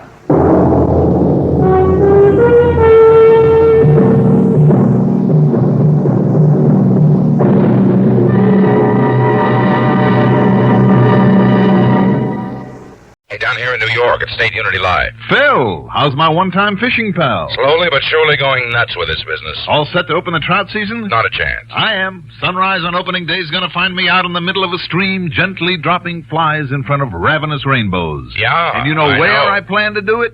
Yep. Oh? The point is, do you? Well, of course I do. On a private stream, only half an hour's drive from here is the clearest, coldest... What was that? Yeah, you see, I was right. Right about what? You're not knowing where you're going on opening day. What are you talking about? Didn't you hear me? Oh, I heard all right, but you're wrong. Oh, I am, Sure. Because, Johnny, you're going to do your trout fishing on the Esopus River. Down there in New York State? That's right, near the little town of Mount Tremper. Who says? It's just west of Kingston, the other side of Ashokan Reservoir, and about halfway between... Oh, I know where it is, and I've taken some nice, fat native browns out of the Esopus, and I love it dearly. But what makes you think that's where I'm going to open the season? Well, after all, if we're going to pay your expense account... Oh, you are? Yeah, and for once, you won't have to hold back on it. Well, that's a little different. I kind of thought you'd see it that way. Tell me all. Come on down here to New York, and I will. I'm on my way.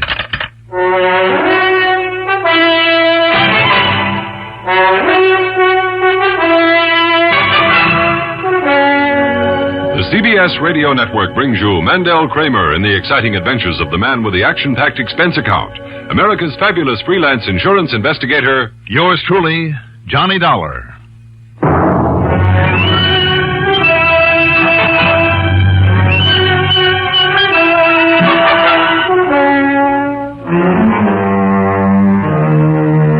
Expense account submitted by Special Investigator Johnny Dollar to State Unity Life Insurance Company, New York City office. Following is an account of expenses incurred during my investigation of the Blue Rock matter.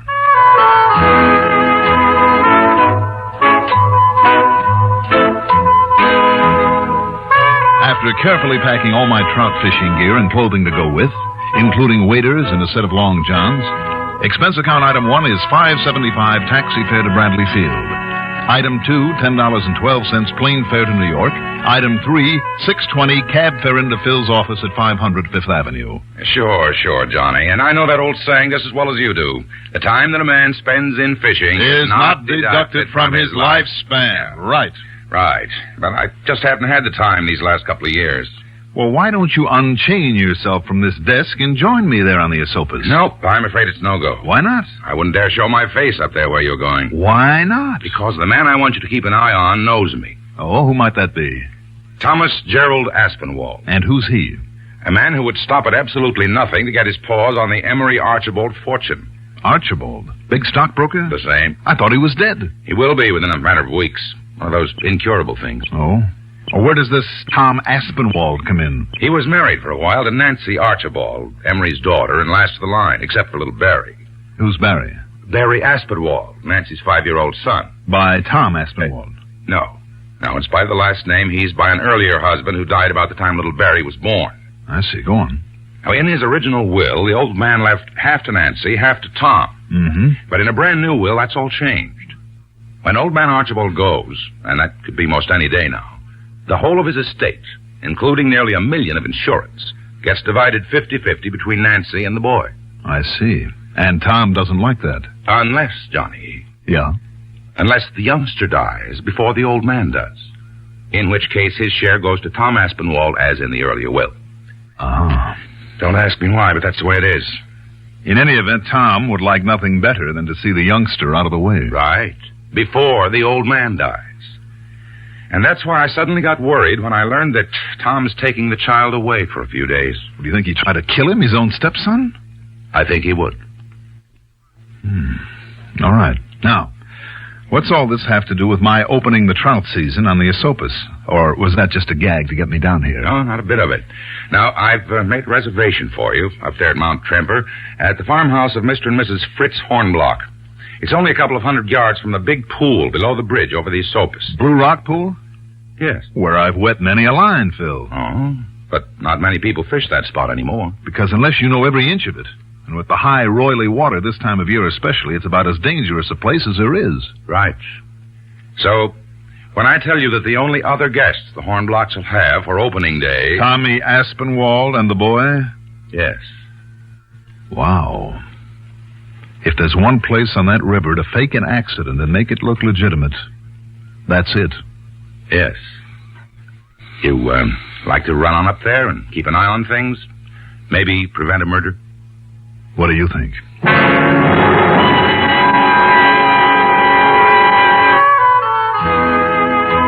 Expense account item 4 is $28 even. Includes cocktails and dinner, a movie, a soft bed at the Lexington, and breakfast the next morning. After which I spent item 5. $275 for a 3-day non-resident fishing license. Item 6, the usual $50 deposit on a rental car. I drove north on Route 9, crossed the Hudson at Poughkeepsie, north on 9W to Kingston, then west around the Shokin Reservoir to Mount Tremper. By the time I got to the Hornblock farm, it was late afternoon, and the weather had turned very windy and very cold.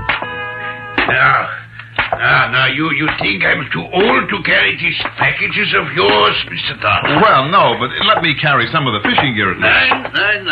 I'm strong as an ox.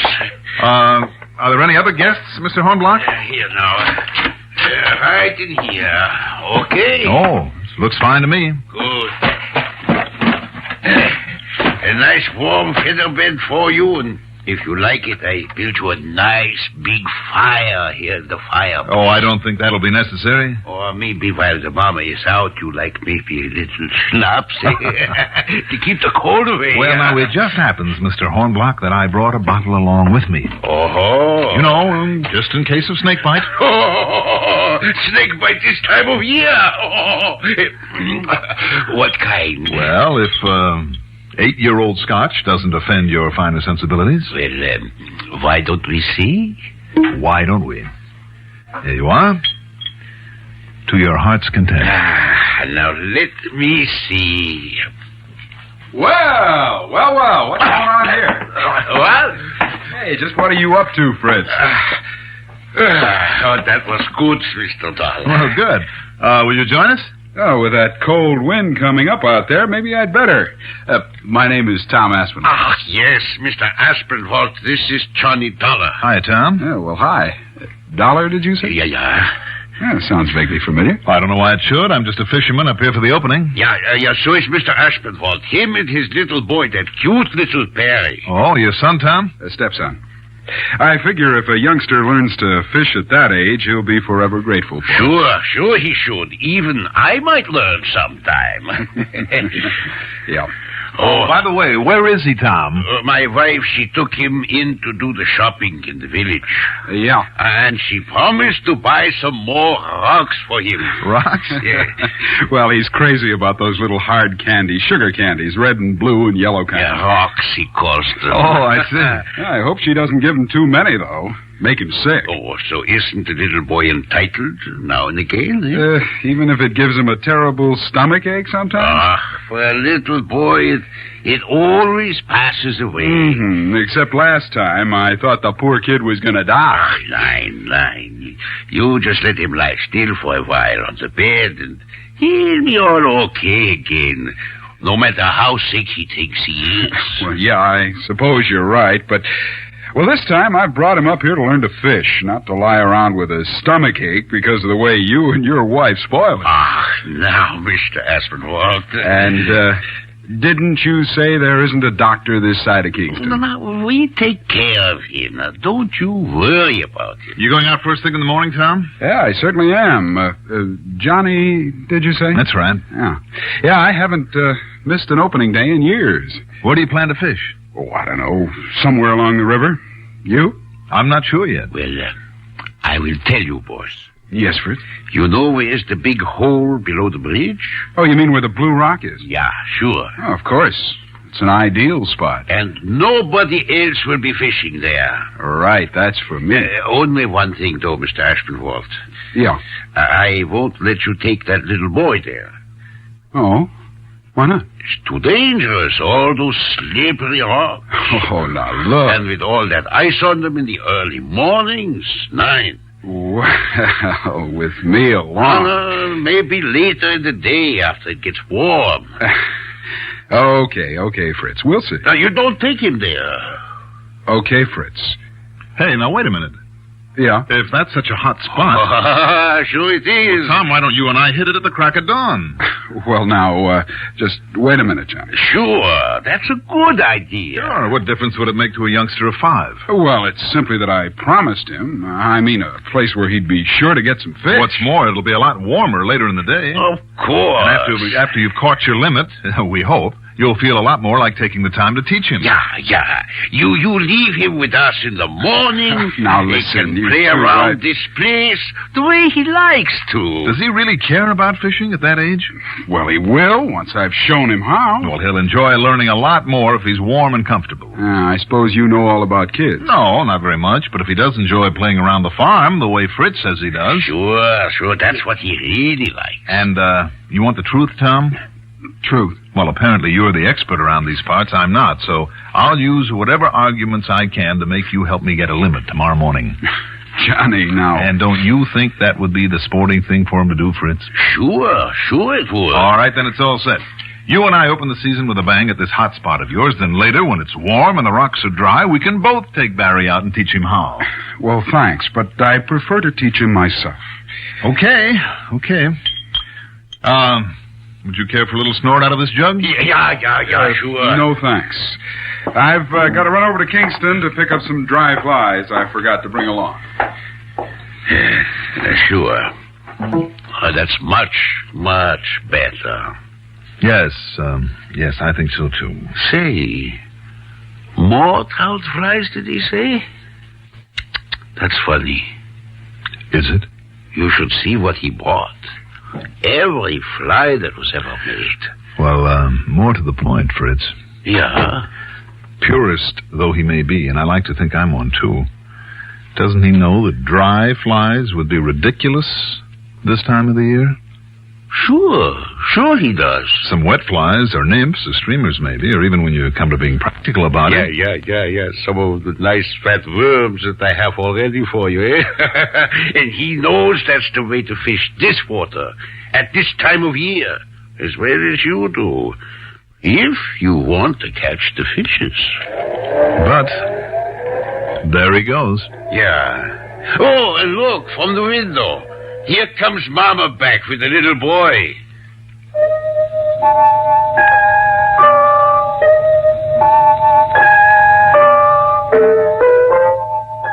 It was obvious from the way he spoke of him that Barry wasn't overly fond of his stepfather. But he was a cute little tyke, and I didn't blame Mrs. Hornblock, a sweet, typical housefrau, for wanting to spoil him just a little. A little, judging by the size of the sack of hard candies he clutched in his hand. Blue rocks, he called them. She was doing a pretty good job of it. The kind he likes the very best, his steppapa says. There was something about those candies, though, that vaguely reminded me of... I wondered... Yeah, and the blue ones, those are his favorites. Any kind that's blue, he loves it. But, Fritz, where's the steppapa? Oh, just to Kingston to make an errand. Tell me, Barry. Uh-huh. You looking forward to fishing tomorrow? Oh, I'd rather stay here and play with the pigs and chickens.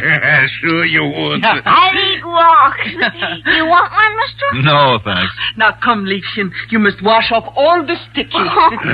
So much happier the boy is with the pigs and chickens. But he's bound he teach him how to fish. And so he will. Willie. Huh? I wonder.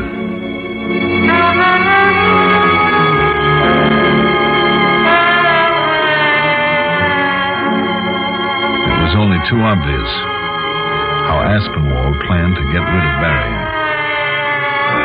And I made up my mind to be among those present whenever he headed for the river with the youngster in tow.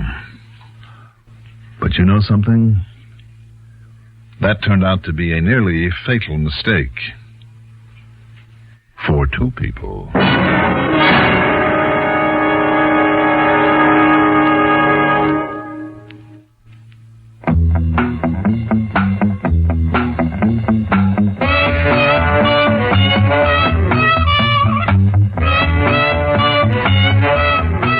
Pardon me, mister. She said... Do you have a match? The old gag. Sure, I said. Do you have a cigarette? She had one. Newport filter cigarettes. We lit up. Some smoke. Finest rich tobacco flavor I'd ever tasted. Real tobacco, the way I like 'em. The right touch of menthol and just a hint of mint. A great combination. She suggested. Makes Newport more refreshing to begin with. More refreshing all the way. She wasn't kidding. Been smoking them ever since. Newports. Newport filters cigarettes.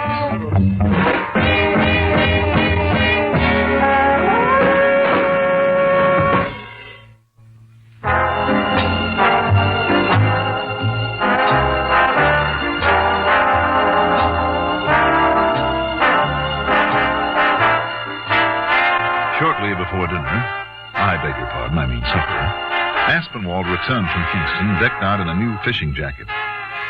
And judging by the way one of his pockets bulged, he'd added to his collection of flies and lures. During the meal, his annoyance, a couple of hours earlier, seemed to have disappeared. You must really like the new coat, Mr. Aspinwall, wearing it to the table, huh? Would you like some more pig's knuckles? Oh, no, thanks. No, I just want to make sure it's broken in, Mrs. Hornbach, before Johnny and I hit the river in the morning. Oh. That's a good-looking jacket, Tom. I like those bellows pockets. Yeah, they're nice and roomy. Mm-hmm. Looks like you bought a pocket full of new lures, too. Oh, nothing of any consequence. Mama, please, some more sauerkraut. Yeah, here you are, Papa. And did you buy me some more rocks? Now, Barry, don't you think these folks gave you enough of that hard candy? Oh, no. Well, it seems to me that everywhere I turn, there's some of it lying around, waiting for you to find it. I know, and I look for it. And every time I get a stomach ache, too. You sure do. Well, I don't care. No, of course you don't. And he always gets over it. You're still set for the crack of dawn, aren't you, Johnny? I sure am. But just the two of you. Why, sure, Fritz. Just the two. Yeah. And, Barry, while we're gone, you can fool around the barnyard. God. Can I have my dessert now? Yeah, in a minute. Papa. Yeah? Yeah, when you go to the village in the morning, you'll buy my little boy some more blue candy. Oh, blue candy. Yeah. Oh, there isn't enough of it around here. Oh, and I must take some butter over to Mrs. Hilga after breakfast. And I'll stay here and watch your chickens. That's right. You'll leave him alone? Oh, just for a little while. He will be all right. Sure. If you say so. Oh, by the way, Tom, I'm guaranteeing that we'll bring in the limit tomorrow. You mean if we're lucky? Oh, luck won't even enter into it. Oh, no? No. Papa Hornblocks promised me a secret weapon. Haven't you, Papa? Yeah, that's it. A secret weapon. Like what? You just wait. I'll show you tomorrow morning after you're through beating the river to a froth with no results.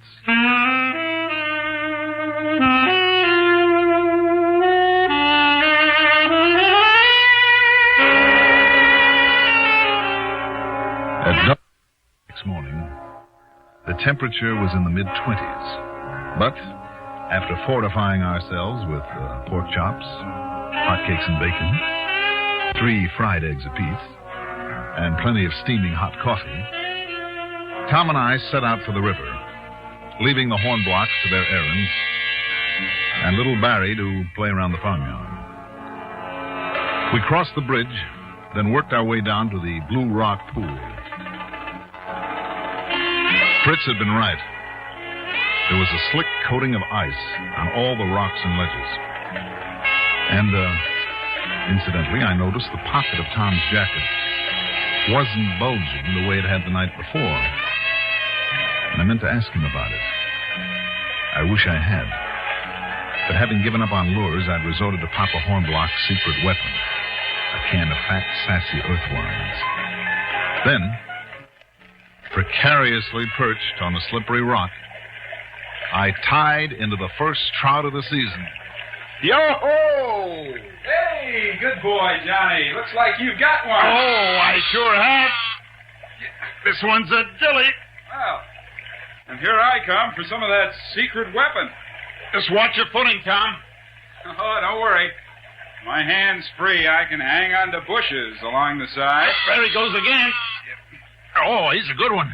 Yeah. Johnny Dollar, huh? What? You think I didn't know why you came up here? Wait a minute. Oh, look at him go. Yeah. Yeah, well, look at you. Go. Hey!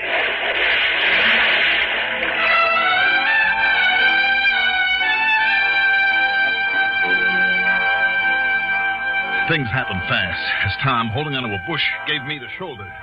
My feet went out from under me on the icy rock, and I fell sideways into that treacherous, frigid pool. But in twisting around, I grabbed at one of his legs and managed to hang on, and then the two of us went in. From then on, all I can say is that it's a miracle we ever got out of that freezing, rushing torrent alive. But somehow we did. Then up on the bank, the water on our clothing freezing into ice. All right. All right, Dollar. So you think you won, huh? Just because you got me. And you did bring that youngster up here to kill him. You bet I did. All right. Come on now, back to the house before we freeze to death. And we'll make sure that Barry's still okay. Johnny, Dollar, it's no use. Because you gave yourself away. What? You knew that he was only 5. You said so before you even saw him. So I knew you were onto something when you came here. All right, so I goofed. Now, come on. I remembered who you are, and I knew you wouldn't let me get him down to the river alone. So that's why I made other plans. You what? Yeah. Wait a minute. That pocket on your jacket. Yeah, that's right, Dollar. From the wetting, there's a blue-green stain all over it. Huh? Blue vitriol, copper sulfate that you bought in Kingston. Oh, so you're smart now, huh? And the little chunks of blue vitriol look just like the chunks of the hard candy that kid likes. Yeah, and they both have a kind of sour taste. You see? Yes, I see. Come on. No, it's too late, Dollar. Because I left enough of that stuff around for him to find to kill him 10 times over. Come on. When he sees it, he'll think the Hornbachs left it for him. And even if they're there, you think they'll worry over his stomach ache before it kills him? Barry! Barry! You're too late, Dollar. You're too late. Barry! So, maybe you caught me, but at least that lousy kid will never get the money. Barry! Barry!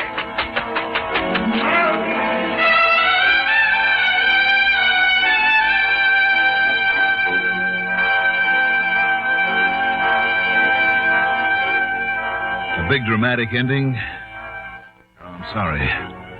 Not this time. Thanks to the fact that Mrs. Hornblock had changed her mind and had taken Barry along on her morning errand. By the time they got back, I'd cleaned up every chunk of the blue vitriol that Aspinwall had planted.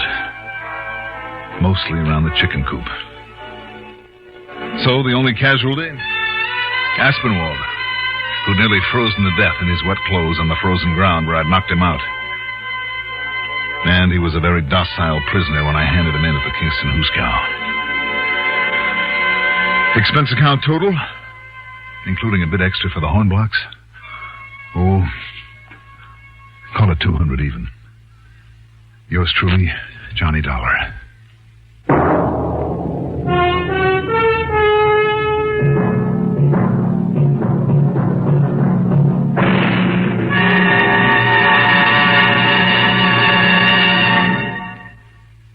Now, here is our star to tell you about next week's story. Next week, a lesson in how to crack a safe. And I'm perfectly serious about that. Join us, won't you? Yours truly, Johnny Dollar.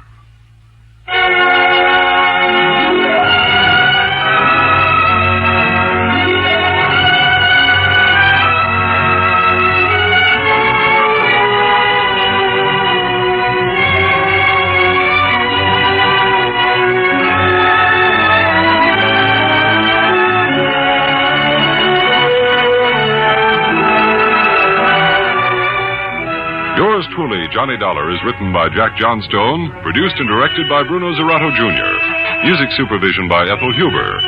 Johnny Dollar is played by Mandel Kramer. Also featured in our cast were William Mason as Tom Aspinwall, Carl Weber as Phil Taylor, Louis Van Ruten as Fritz Hornblock, Bryna Rayburn as Mrs. Hornblock, and Sarah Fussell as Barry. Be sure to join us next week, same time, same station, for another exciting story of yours truly, Johnny Dollar. This is Art Hanna speaking.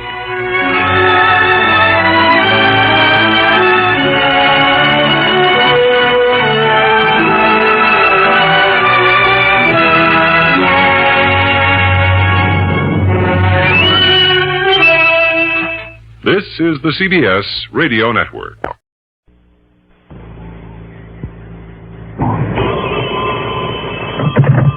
Johnny Dollar. Jack Price. Well, how come, Jackson? What do you mean? Things getting slow down there in Corpus Christi? I haven't heard from you in nearly a month. Well, that makes you mad? Sure it does, because you're one of the few insurance agents in this country who's sucker enough to pile a nice extra fee on top of my expense account whenever I handle a case for you. Oh, I am, huh? Sure, and I love you dearly for it. Not this time, Johnny. Oh? Why not? Well, brother, you don't need any extra fees. And speaking of now, brother... Jackson, you touched me to the quick. Speaking of brother, Johnny... Yes? Doug Johnstone. Doug Johnstone? Kid brother of the man who writes up those cases you handle for CBS Radio. Oh, sure. What about him? Well, it seems he has a little problem.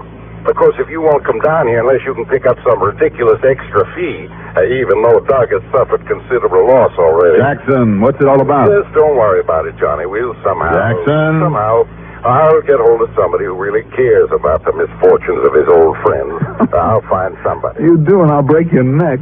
And my faith in human nature is restored. What's the problem? I'll be waiting for you at the airport. Jackson! Now, according to this timetable on my desk, you can pull in here about noon. Hey, I asked a question. See you later, Johnny. Look, I said what's... Hello. Hello. Oh, okay, Stinky. I'll be there.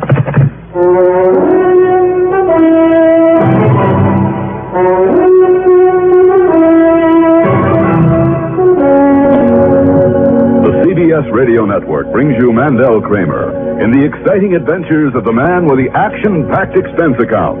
America's fabulous freelance insurance investigator, yours truly, Johnny Dollar.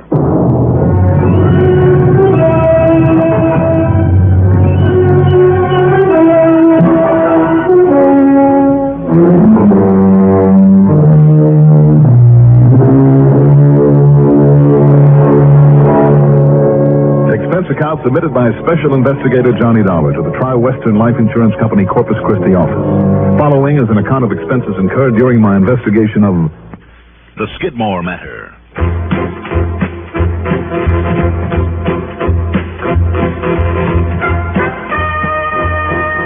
Expense account item 1, $10.12 plane fare to New York.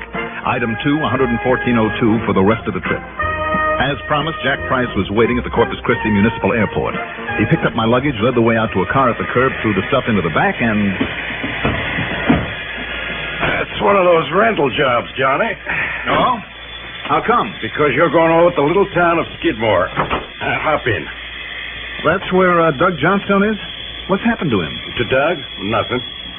Oh, you told me over the phone. Well, he's happily running that home for old folks, the Hearth, doing a bang-up job of it. He said to give you his regards. He'll see you later.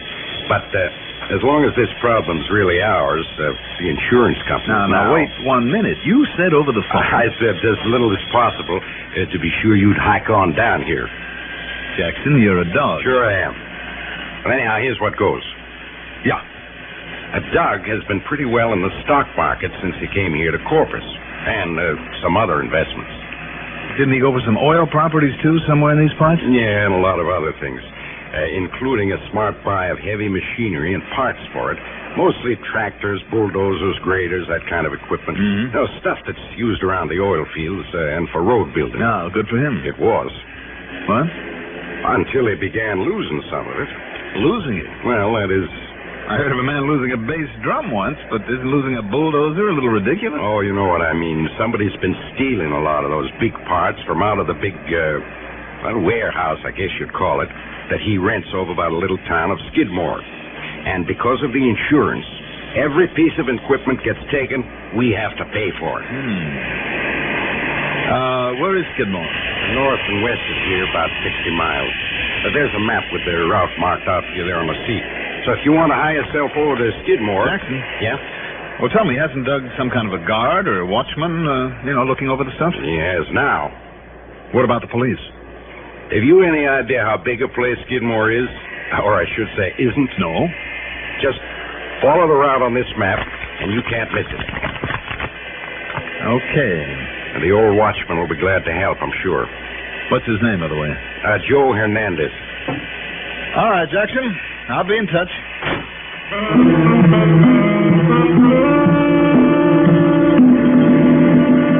I drove the freeway to Gregory, then west on 181. Jack was right. The actual town of Skidmore wasn't much more than a crossroads. South of it, on the road to Tynan, I found the sprawling warehouse that he mentioned. As I pulled up in front of it, the door of a nearby tool shed opened quickly, and out came a man about, maybe 4 feet 10, I'd say, and perhaps 100 pounds, wringing wet. His deeply wrinkled face as brown as a proverbial berry. Atop it was an oversized, beat-up old sombrero. Then as I started toward him, from somewhere under his ragged shirt, he pulled out the biggest old-fashioned six-gun that I had seen in years. You do not come any closer, senor. I guess not, if you're going to wave that thing in my face. Who are you? What do you want? I'm looking for a man by the name of Joe Hernandez. Huh? My name is Dollar. Juanito Dollar? The famous, what you call the investigator? You are Senor Dollar? That's right, Johnny Dollar. Now, would you mind putting down that... Juanito. Senor Price from the insurance, he say he would come. Permit me to introduce myself. I am Jose Elguera de Santiago, McPherson, Julio Hernandez. At the service, senor. Would you like to start that over again? Jose Elguera de Santiago, McPherson, Julio Hernandez. Oh, did I hear a McPherson thrown in there somewhere along the line? See? He's the most very honorable name of my most very honorable what you call ancestor. Oh, I'm sure he was. Oh, see, but there was no need for you to come here, senor. No? With me, Jose Elguera de Santiago, McPherson, Julio Hernandez on the job. Senor Johnson will lose no more of his fine equipment.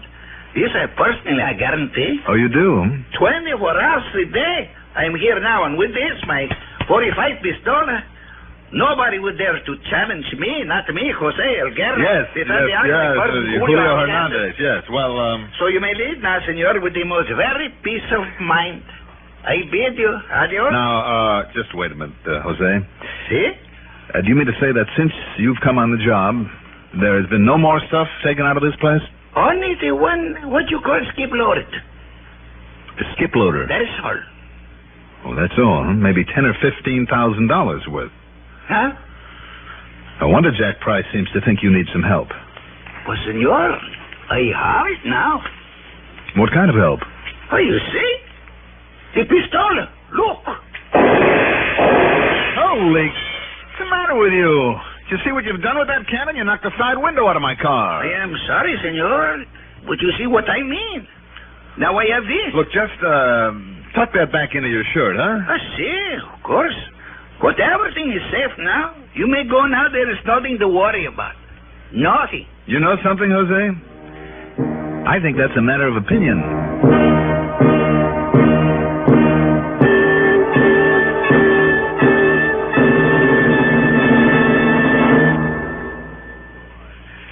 Can you provide skilled assistance on a farm cooperative? Teach reading and writing to people who want to learn? Assist in industry management or nurse the sick? These are a few of the many jobs open to members of the Peace Corps. Dozens more countries in Asia, Africa, and Latin America are asking for help from the Peace Corps. To find out if you can qualify for this exciting work, write to Peace Corps, Washington 25, D.C.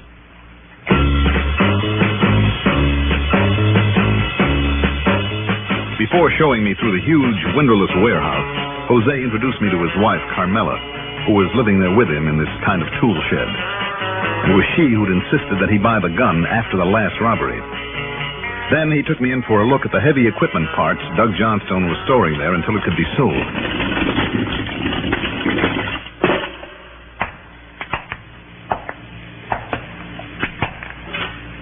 Can't you wait, senor, while I turn on the light? Buena. You see? Wow. I don't blame Doug for wanting this stuff protected. See? And that is why he select me, Jose Elguera de Santiago. I'm sure. Not only tractors, graders, bulldozers, power shovels, skip loaders. Enough spare parts here to sink a ship. See, and I, Jose Algarra Must de be Santiago. a couple of $100,000 worth. And like I say, that is the reason Senor Johnson has selected me, Jose Algarra de Santiago. Yes, okay. All right, Jose. Now, tell me, when did you say the last robbery was? The night before last, right after the day of the wedding, senor. What wedding? Fernando Ignacio Porfirio Ortiz. My 32nd, what do you call it, cousin. Cousin? And the party I make here in the Vina. Oh, the Vina. Ah, Senor Dollar, Juanita, you should have been here. Ah, so that's it. Huh? By the time you and your wife got to bed that night, Jose, you were boiled to the ears. Senor? How else could you have slept through somebody moving this kind of stuff out here? Look, Jose, I don't know who picked you for this job, or why. This cousin I tell you about, Fernando Ortiz, he gave me what you call the recommend to the Senor Johnson. No, he didn't. Because he know all about these things, his equipment. This 32nd cousin of yours? See? What's he do for a living? He's operate this kind of machine. What? And sometimes he's fix it up in his shop in the town of Tres Rios. What you call Three Rivers. You mean that he operates and repairs this kind of stuff? In his own shop? He's a very smart hombre. My 32nd cousin. I'll bet he is. No wonder he recommended you for the job. Senor? So why Doug Johnstone would fall for anything so obvious. Okay, Jose. See? I'm going back to Corpus Christi to see Mr. Johnstone at the hearth. Bueno. And you said to him that I, Jose Algarra... Huh? You and your wife had better pack up to leave. To leave? Senor? Because after I talk with him, I suspect there'll be some changes made around here. Juanito, you mean... I'm sorry, Jose. I'll see you later.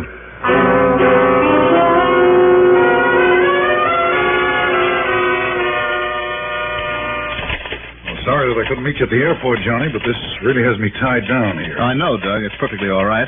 What isn't all right, though, is the guard you have at that building over at Skidmore. I know. Tell me, didn't you smell a rat when this 32nd cousin recommended him, if there is such a thing? Cousin? Yes, this Ortiz.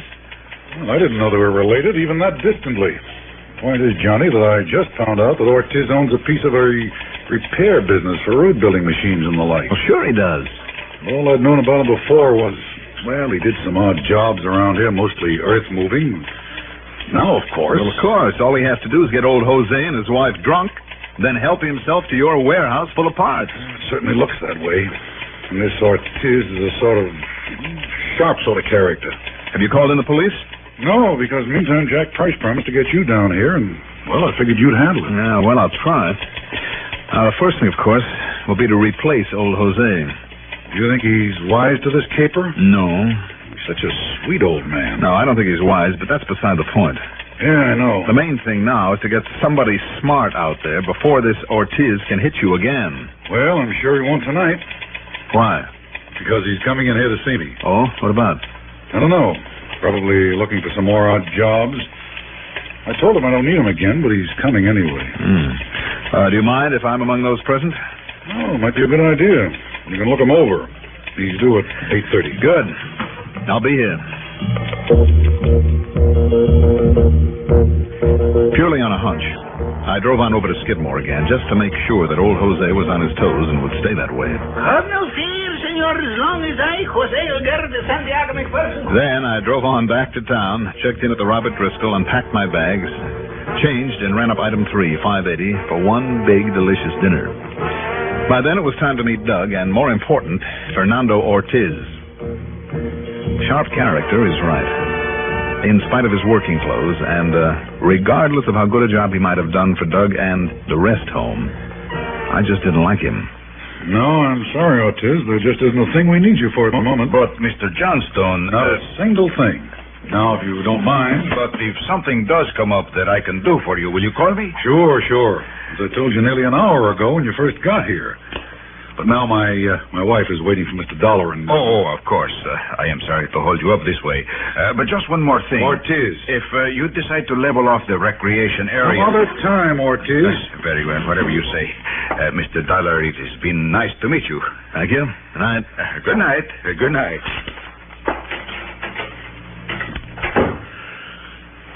Well, Johnny, what do you think? I don't know, this visit tonight. The way he kept thinking of just one more thing to discuss. Almost as though he was stalling. I got that feeling, too. Yeah, but why?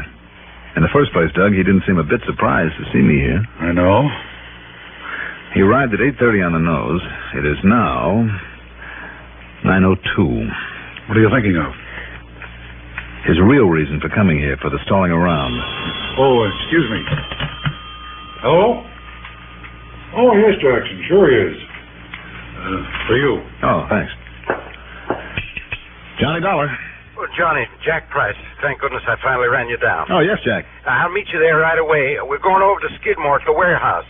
Why? What's happened? That poor old man, Jose. Yes? Somebody just murdered him. Ortiz. I'll be right over, Johnny. Bye. Wait a minute, Jackson. Yeah? Just murdered, did you say? When? What time? Well, according to his wife, it was 8:25, 8:30. That's too late. Well, what? That's when he was here with us. Well, Jose? No, Ortiz. Ortiz? What do you mean? I mean that he couldn't have. Johnny... Doggone it, I think he did. Will you make some sense? Come on over, Jackson. We'll be waiting for you.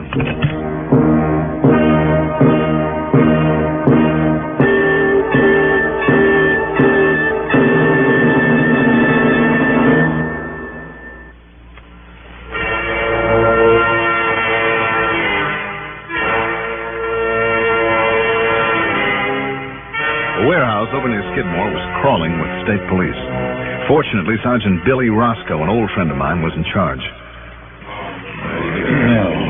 Now, Johnny, Mr. Johnstone, Mr. Price, see here? Whoever plugged him with that old gun of his got him real close up. Because if he used Jose's clothing to muffle the sound. Yeah, I see. Right, sure. Tell me, are there any prints on the gun? All wiped off. Jose's wife, Carmela. She see anybody around? Only you, and then later some cousin Fernando. Ortiz. Yeah, that was it. Where is she, Roscoe? Asleep? Asleep? Sure, she was in bad shape. The doc gave her a sedative. Oh. One of my boys who understands Mexican got the whole story from her. Oh? Yeah, this Ortiz talked with the old man a while and tried to give him a couple of jugs of wine. But Jose wouldn't have it, chased him away. What time was that, do you know? Around 5 o'clock, she said, just before supper. But now about this Ortiz. Tell me just what happened, Roscoe. Well, when they had supper, then the old man said he was going to house. He was a watchman. Yes, I know. And after a while, she got a phone call from Ortiz. What time was that? Exactly 8:25. You're sure of that time? Oh, only because he asked her the time. And that clock of hers in the shack is right. You happen to know what he said to her? He said to get Jose to the phone. She told him Jose was out around the warehouse, but she'd come out and get him. 8:25. Yeah, so she came on over here to the big sliding door, the one Mr. Price is looking at.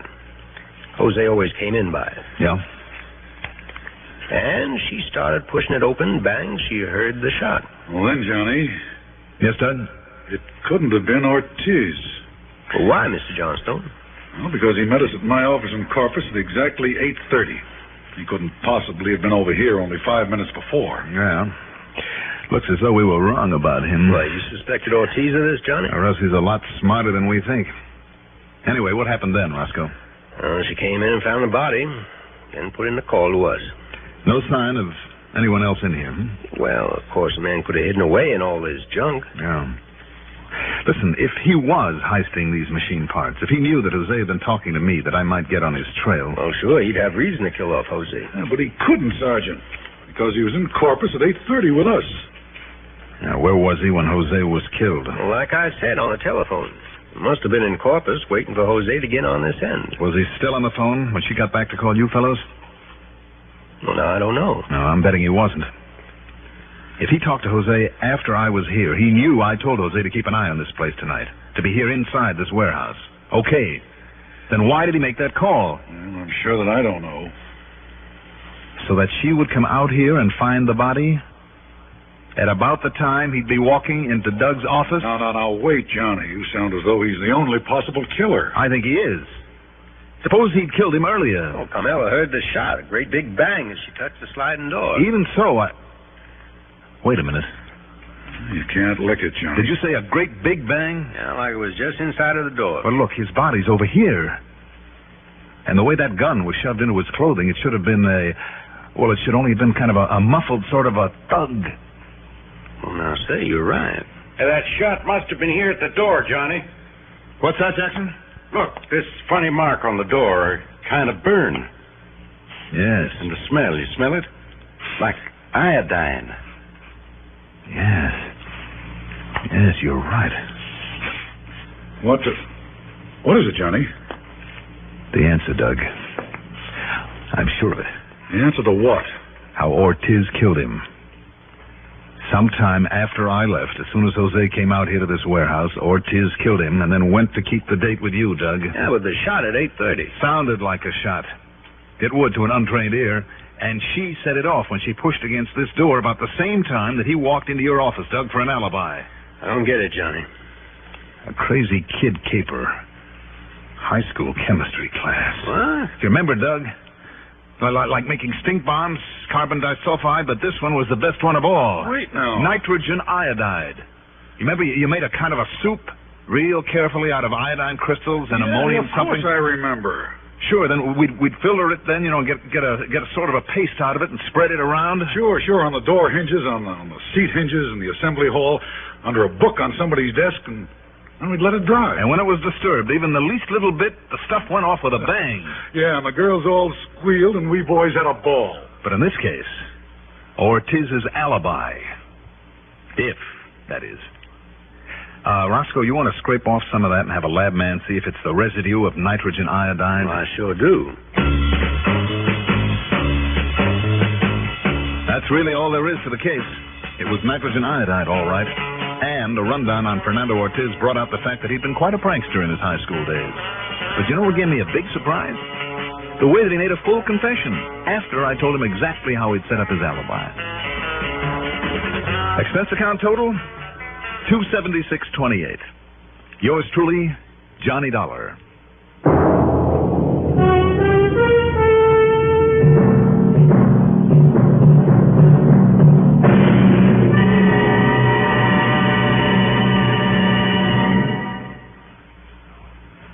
Now, here is our star to tell you about next week's story. Next week, one of the most beautiful spots on Earth that really shouldn't be the site for a murder.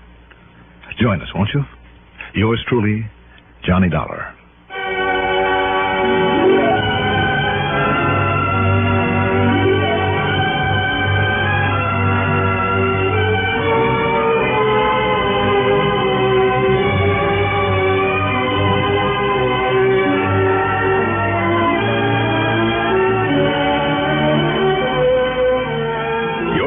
Johnny Dollar is written by Jack Johnstone, produced and directed by Bruno Zerato Jr., music supervision by Ethel Huber, sound patterns by Joseph Cabibbo. Johnny Dollar is played by Mandel Kramer. Featured in our cast were Santos Ortega as Jose Hernandez, Maurice Tarplin as Jack Price, Richard Keith as Doug Johnstone, Ralph Camargo as Ortiz, and also heard were Bill Lipton and Sam Rapkin. Be sure to join us next week, same time, same station, for another exciting story of yours truly, Johnny Dollar. This is Gaylord Avery.